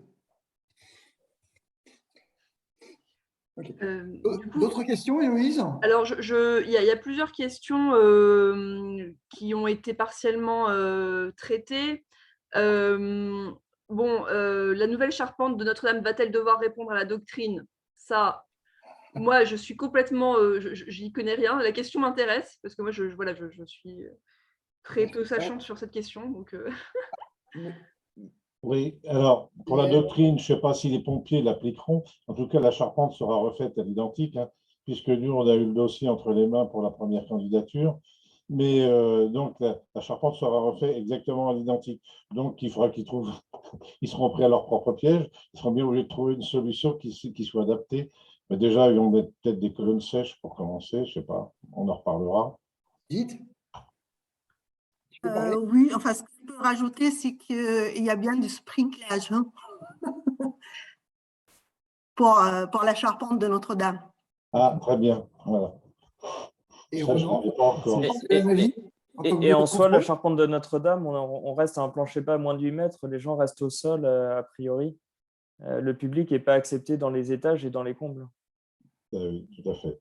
Monument historique, c'est dérogatoire de toute façon. de toute façon. Il est accepté quand même sur les mezzanines. Ah, d'accord. Après, oui, c'est des dérogations, en effet, sur les monuments historiques. À partir du moment où on a les architectes des bâtiments de France qui passent par ici, il y a beaucoup de dérogations qui sont possibles. Oui, les architectes en chef aussi. Oui. De toute façon, Bon, c'est c'est un cas spécifique. Oui, oui, oui, oui. alors, il y Par avait une contre, là, demande.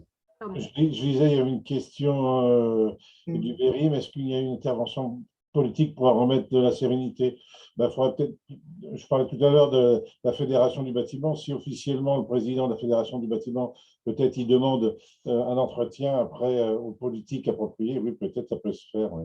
Mais il faut le faire en douceur, faut vexer personne. Ah, pour votre information, c'est en cours. Il y a Ah. des discussions à très haut niveau, au niveau des ministères, pour regarder l'impact par rapport à la loi de la transition donc énergétique, d'une part, ressources, pour discuter et pour finalement une réponse entre certains ministères sur cette doctrine par rapport aux engagements de l'État vis-à-vis d'une stratégie bas carbone. Ils vont sortir des exceptions dans l'ère 2000. Ça, ils savent très bien faire.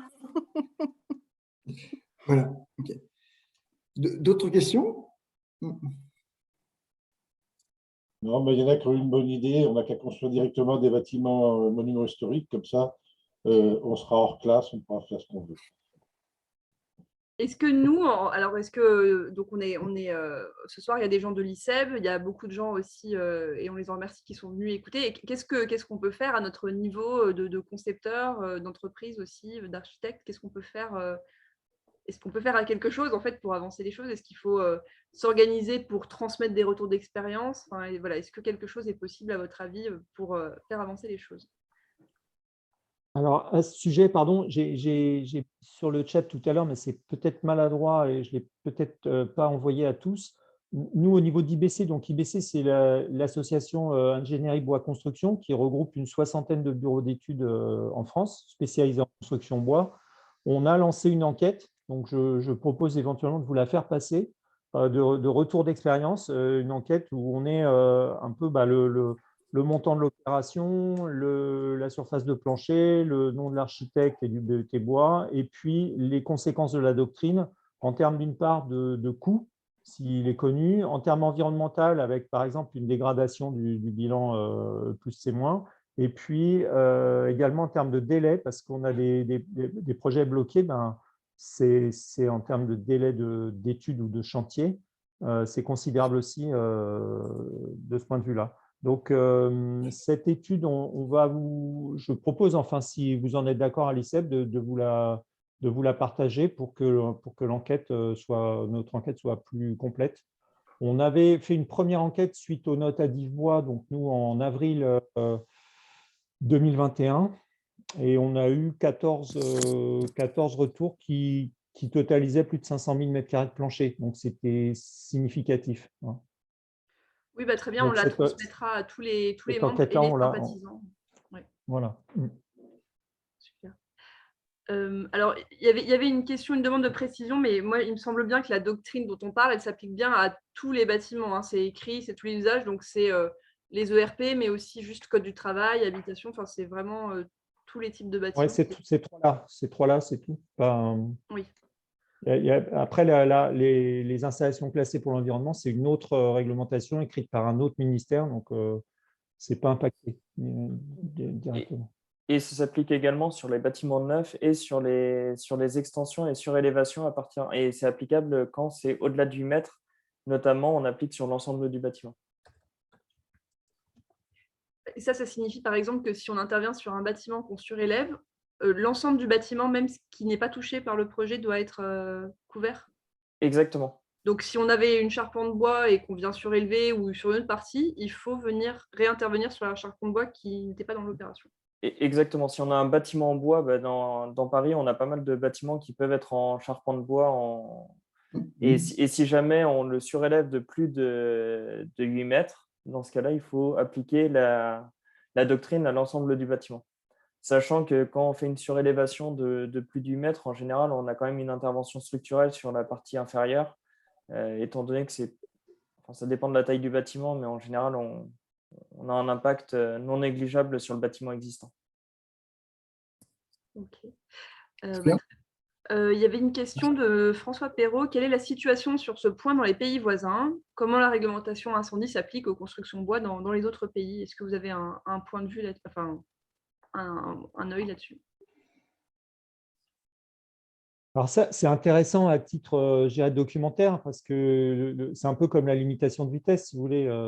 C'est très bien. On sait que, par exemple, en Allemagne, il y a des autoroutes qui ne sont pas limitées. Bon, ben voilà. Et est-ce que ça fait ou pas plus d'accidents? Est-ce que voilà, chaque pays reste souverain, en fait. Alors, je pense qu'on peut regarder ce que font les autres, mais ce n'est pas forcément les mêmes philosophies de protection.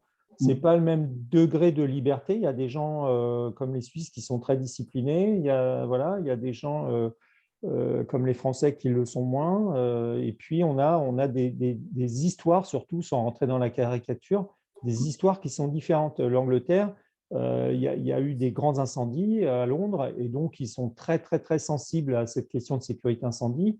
Moi, j'avais visité un théâtre, un petit théâtre élisabétain, là, comme donc théâtre de Shakespeare, en fait, vous savez, avec des échelles pour faire les gradins et les loges. On avait sprinkler donc il était couvert en chaume, on avait sprinkler sous le toit en chaume et sprinkler sur le toit en chaume pour éviter la propagation aussi par l'extérieur. Donc, c'est une autre, je dirais, philosophie. La France, jusqu'à présent, on était basé uniquement sur la protection passive et des prescriptions à la fois en réaction au feu et en résistance au feu. Et effectivement, on ne l'a pas évoqué tout à l'heure, mais il y a eu aussi l'enquête du CSTB suite à l'incendie des tours Grenfell qui préconisait aussi une révision de la réglementation française sur certains sujets, parce que des isolants combustibles en façade, on en a embarqué quand même quelques mètres cubes, et puis sans pour autant que la réglementation soit abordée sur le sujet. Donc, en fait, je pense que chaque révision a son intérêt et se justifie.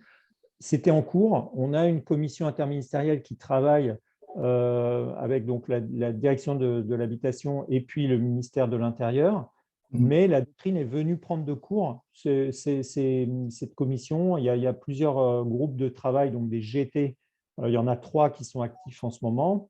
Et la doctrine est venue prendre tout ça de court en imposant des règles plus dures que tout ce qu'on avait connu jusqu'à présent. Donc, effectivement.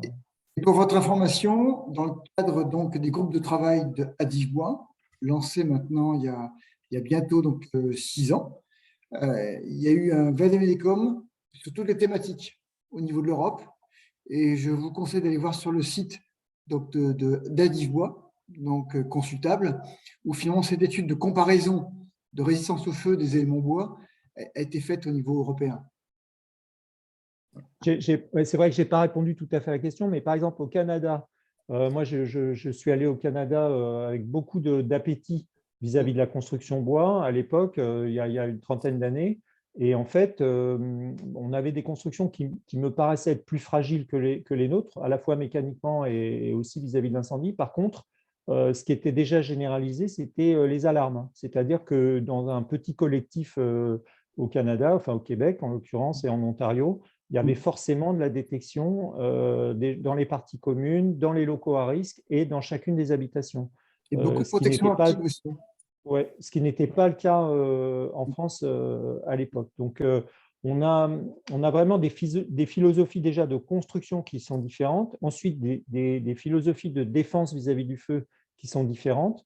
Et du coup, on peut s'amuser à comparer. Donc, il y a une étude, c'est un petit peu le serpent de mer, là, depuis les années 2000, le VTT, qui est l'équivalent du CSTB en Finlande, fait une étude comparative des réglementations européennes.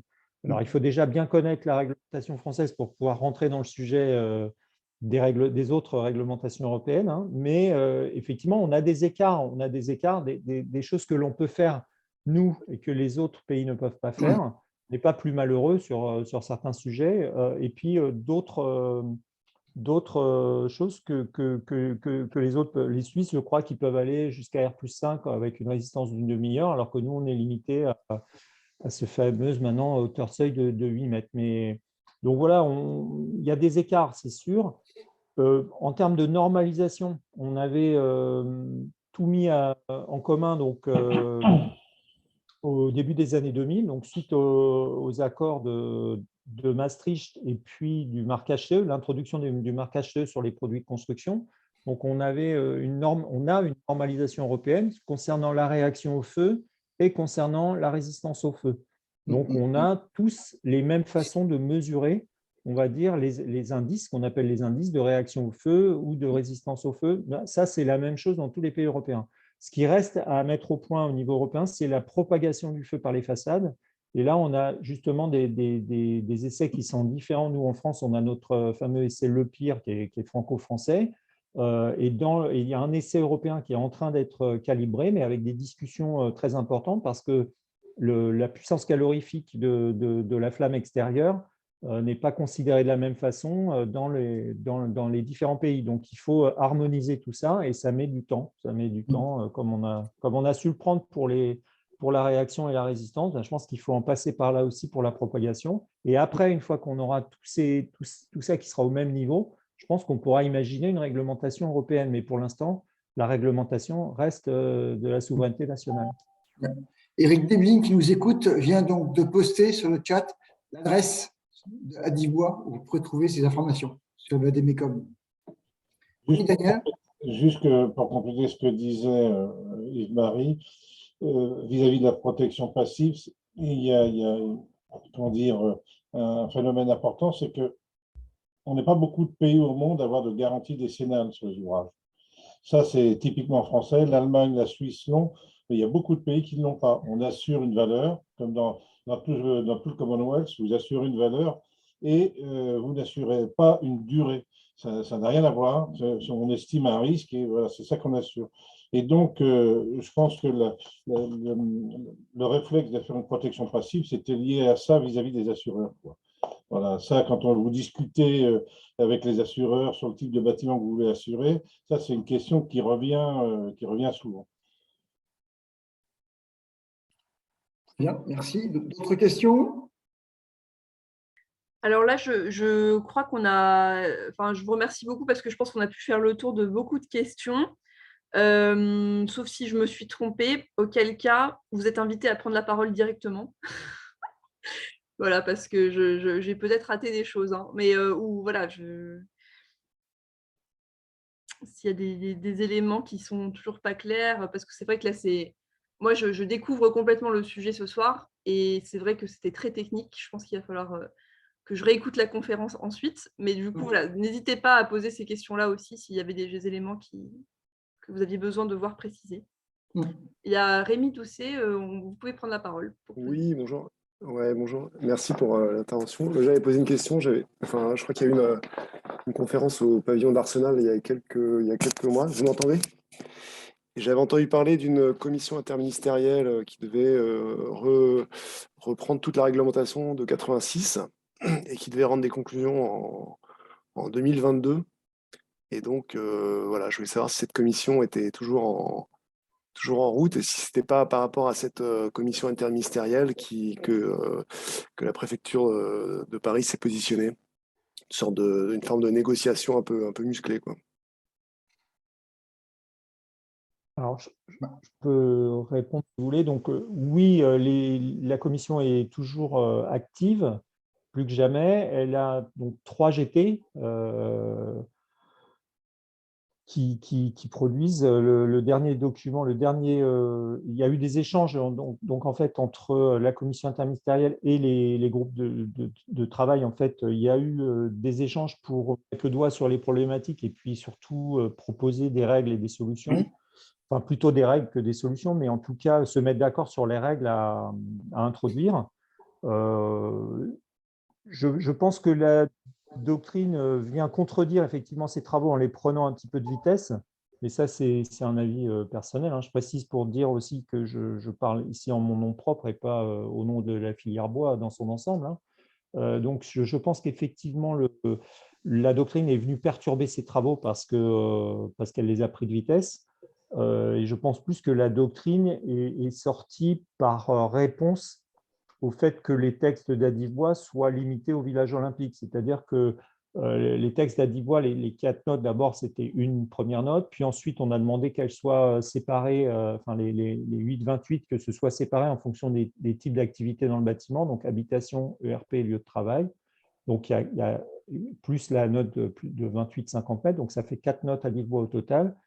Et effectivement, quand elles ont été réduites à l'usage au niveau du village olympique, je pense que les pompiers qui avaient participé activement dans la mise au point de ces notes ont été déçus et je pense que c'est une des raisons de la doctrine, de la rédaction de la doctrine. Voilà. Mais c'est un avis personnel. Merci. D'autres questions? Alors, je ne vois pas d'autres questions pour l'instant, donc n'hésitez pas, du coup, voilà, à en poser de nouvelles. On a encore un petit quart d'heure, donc c'est vraiment l'occasion. Bonjour, Richard Franck, vous m'entendez sans doute. Je vais essayer d'exprimer ma question, c'est pas simple parce que j'ai découvert beaucoup de choses ce soir. Si je comprends bien, en fait, c'est limité à la région parisienne en théorie. Et dans ce périmètre-là, eh bien, si en amont d'un projet, maître d'ouvrage envisage une construction qui permette de bénéficier visuellement du bois à l'intérieur, donc ça se fait souvent au niveau des plafonds, dès lors que le bâtiment fait plus de 8 mètres et qu'il n'a pas envie de surinvestir dans les systèmes actifs, de protection active, eh bien, le risque est, enfin, c'est pas possible en région parisienne. C'est ce que je comprends en conclusion. Et ça, c'est la première question. La deuxième question, c'est en dehors de la région parisienne, j'ai cru comprendre qu'il y avait certaines régions, certaines villes, ou que sais-je, qui ont envie de s'accrocher à cette à ces mêmes règles. Et donc, du coup, même les maîtres d'ouvrage en province, ils sont perdus, ils ont peur d'aller dans les solutions de bois visibles avec des bâtiments de plus de 8 mètres. C'est ça qui va se passer?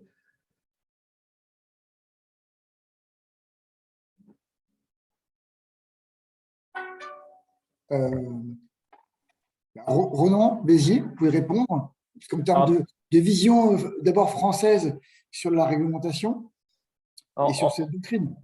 En termes de vision sur la France entière, alors, la doctrine s'applique en effet sur l'Île-de-France et sur sur Paris et Petite Couronne. Après, c'est vrai qu'un certain nombre de brigades en fait s'inspirent de cette doctrine pour remettre des avis. Alors nous, on n'a pas encore énormément de cas en province chez BTP Consultants qui s'inspirent de cette doctrine. Il y a principalement Bordeaux qui a sa propre doctrine au niveau de l'incendie sur le bois. Après, on a vraiment quelques effets localisés, mais c'est vraiment, pour le moment, ce n'est pas du tout généralisé. C'est vraiment à la marge. Il ne faut pas prendre la doctrine bois comme… Après, il faut… Et enfin, je pense qu'au-delà de l'appliquer au niveau national, il faut vraiment aller rencontrer les services instructeurs locaux pour savoir quelle est leur position par rapport à ça et monter les dossiers en fonction. Mais ça veut dire qu'il faudrait vérifier ça dès qu'on a des offres concours.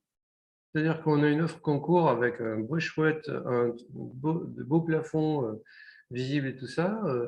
Et puis, qu'est-ce qu'il faut faire? Il faut systématiquement demander aux pompiers si c'est acceptable pour pouvoir choisir le projet. Alors après, ça dépend de quel type de projet vous parlez. Vous parlez de… C'est quel type… C'est quelle typologie des logements de deuxième famille, troisième famille? Oh ben, personnellement, c'est vrai que en ce qui me concerne, je suis plutôt dans le tertiaire. Mais prenons un exemple concret, c'est tout simplement la page de garde du document des pompiers, avec une belle photo d'un plafond tout en bois, dans un hall d'entrée d'un bâtiment tertiaire dont je ne connais pas la hauteur. Et imaginons que ce soit un bâtiment de plus de 8 mètres, hein, il y a des chances. Quand on reçoit ça en stade concours avec une belle 3D, mettons, qui représente ce genre de choses, et puis est-ce qu'il faut s'inquiéter, quoi? Pour l'avoir vécu là, sur un bâtiment de quatrième famille qui était vendu comme un immeuble bois à l'origine, le seul bois visible qui reste actuellement sur le projet, c'est la surface des déflecteurs, de manière à ce que depuis la rue, en fait, on puisse voir un petit peu de bois sur le bâtiment, parce que tout le bois à l'intérieur du bâtiment a été encapsulé et les façades ne sont pas en bois. Donc c'est vrai que le bois a réduit comme peau de chagrin sur le bâtiment. François Briard voulait répondre aussi. Effectivement, à mon avis, oui, il faut s'en inquiéter dès le stade concours. D'ailleurs, en tant que bureau de contrôle, des fois, on a des analyses de concours, on est missionné dès le départ pour analyser les concours et dans notre avis, et en particulier sur ce qui est visible de l'extérieur, mais finalement, dans votre cas, même aussi ce qui serait visible de l'intérieur. Je confirme, c'est évident que finalement, il faut maintenant, sur la conception donc, biosourcée, donc en général, il faut prendre en compte ces éléments.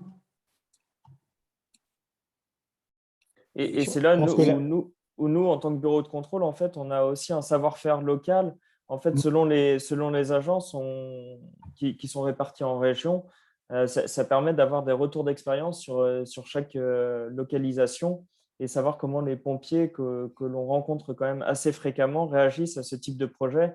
Et nous, on peut vous guider sur ce type de projet également, sans pour autant aller directement rencontrer les pompiers. Et en fonction, enfin, si c'est des cas que nous n'avons pas encore eu, on peut tout à fait provoquer un rendez-vous avec les pompiers pour connaître leur état d'esprit par rapport à ce type de bâtiment et d'exécution. Pardon. Michel, monsieur Cochet voulait intervenir depuis un certain temps. Oui, bonjour, merci pour cette soirée. Je voudrais quand même intervenir pour dire que jusqu'à 28 mètres, on va dire, enfin, je parle des logements là, je ne parle pas des ERP.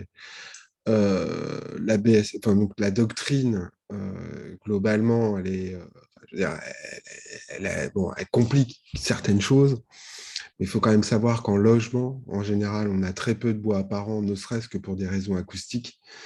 Donc en fait la question du bois apparent, à part quand on fait du CLT avec des plafonds, se pose assez rarement en logement. Donc on est déjà la plupart du temps de toute façon pour des raisons acoustiques sur des doublages, même des poteaux, hein, quand on est en poteau poutre bois, souvent les poteaux ils sont encapsulés pour des raisons acoustiques.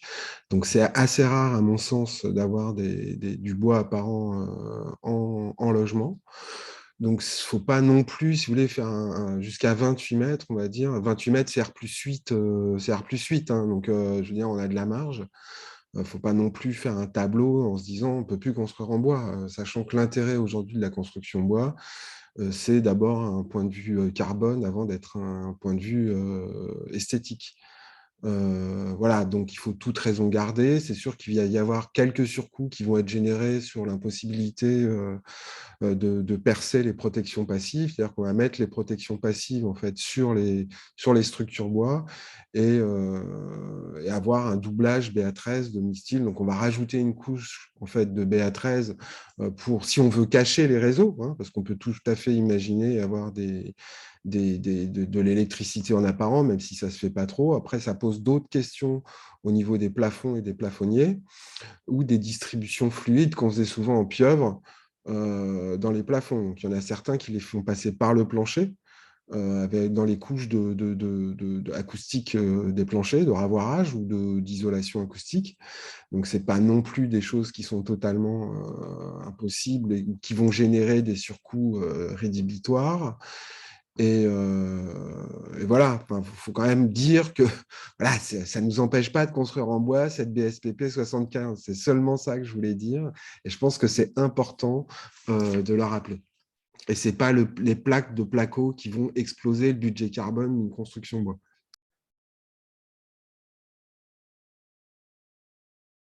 Michel, on ne t'entend pas, je crois. Pardon. J'ai coupé. Mais non, je voulais dire que vous voulez dire que, M. Cochet, c'est beaucoup plus pénalisant pour les ERP que pour les logements. Je ne connais pas assez les ERP, ça je ne saurais pas me prononcer là-dessus. En tout cas, pour les logements, voilà, c'est très rare d'avoir du bois par an, il faut se le payer, donc c'est plus dans des programmes luxueux.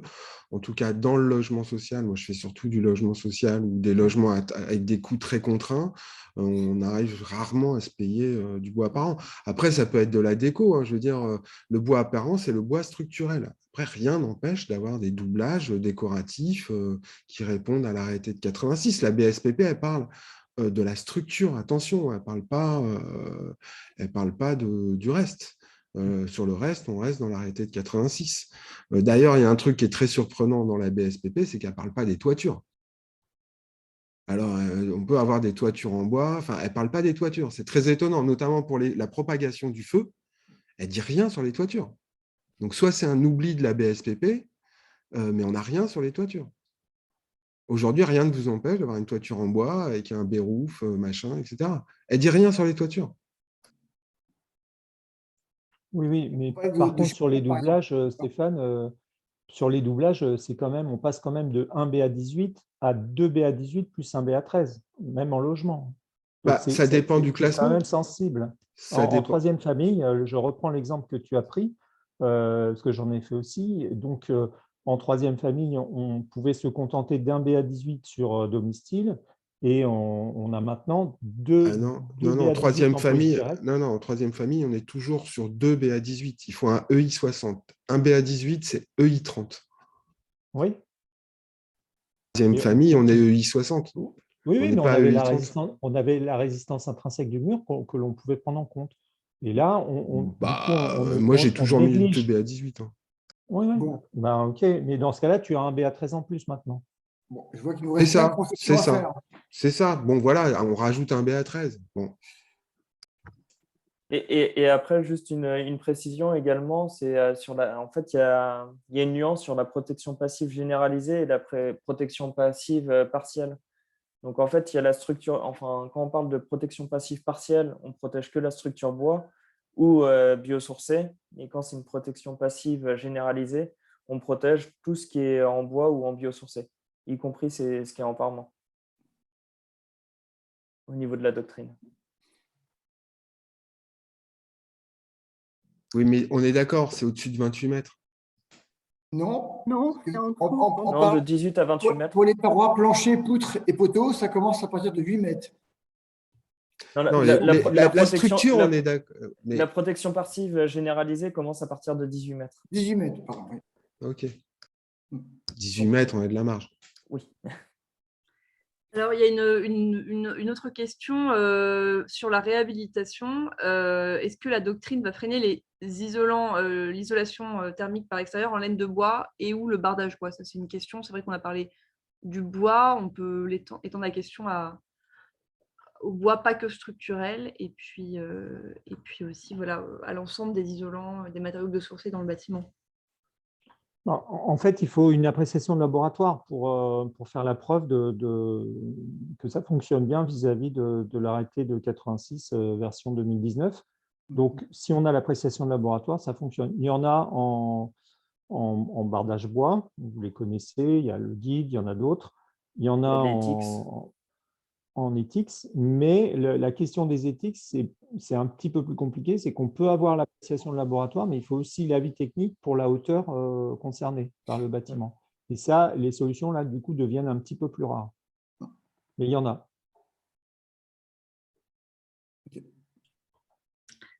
On va peut-être pouvoir clore, sauf s'il y a des dernières questions. En tout cas, Michel, je te redonne. Enfin voilà, il n'y a plus de questions a priori. Donc... Bon, parfait. Donc, merci à tous. Donc, on voit bien qu'aujourd'hui, on est, je dirais, au creux de la vague, parce qu'en fait, quand aujourd'hui, les pendules ont été remises à l'heure par nos amis les pompiers, en disant, hop, on a laissé du mou, on revient à la doctrine initiale, donc au 86, donc sérieux. Et je pense que, comme dit donc, Renaud Béziers-Lafosse, donc je pense qu'il faut continuer encore plus maintenant à discuter avec les pompiers. On a des solutions donc techniques, vous l'avez tous dit. Je pense que Daniel, vous avez dit qu'aujourd'hui, il y a peut-être du travail sur le vernis. Après, là, il faudra voir l'impact sanitaire, parce qu'on sait que les vernis ignifuges, en termes de COV, il y en a pas mal. Donc, oui, les enfants en phase aqueuse, donc oui, non, mais c'est sûr, à un moment donné, entre le plâtre et ça, peut-être il faudra choisir, mais ce qu'il faut, c'est pas arrêter. Non, mais je pense qu'il y a des solutions, il faut continuer. Et la chance qu'on a, et d'après ce que j'ai comme information, c'est que les discussions au ministère, c'est la balance entre les engagements carbone de l'État français et finalement des discussions sur la conception des pompiers. Comme on l'a fait tout le temps. Donc, et de la formation, on le voit encore. Et je pense que par rapport à l'ICEM, il faut qu'on continue à être vigilant. Je vois que Dominique Gozin-Muller nous suit, mais merci. Hein.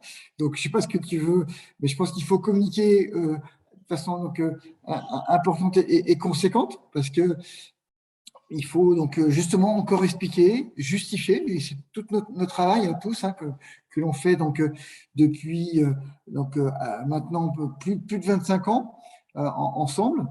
Et voilà, donc mais merci à tous encore et il faut continuer à se battre parce que c'est encore un peu ça. Okay. Alain, tu veux rajouter une dernière phrase puisque tu as commencé?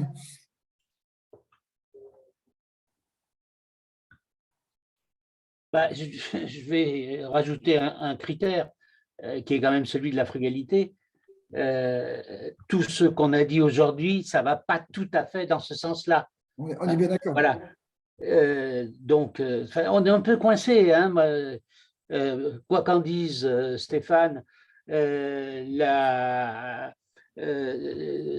si on veut faire du bois apparent, ça sera de plus en plus difficile.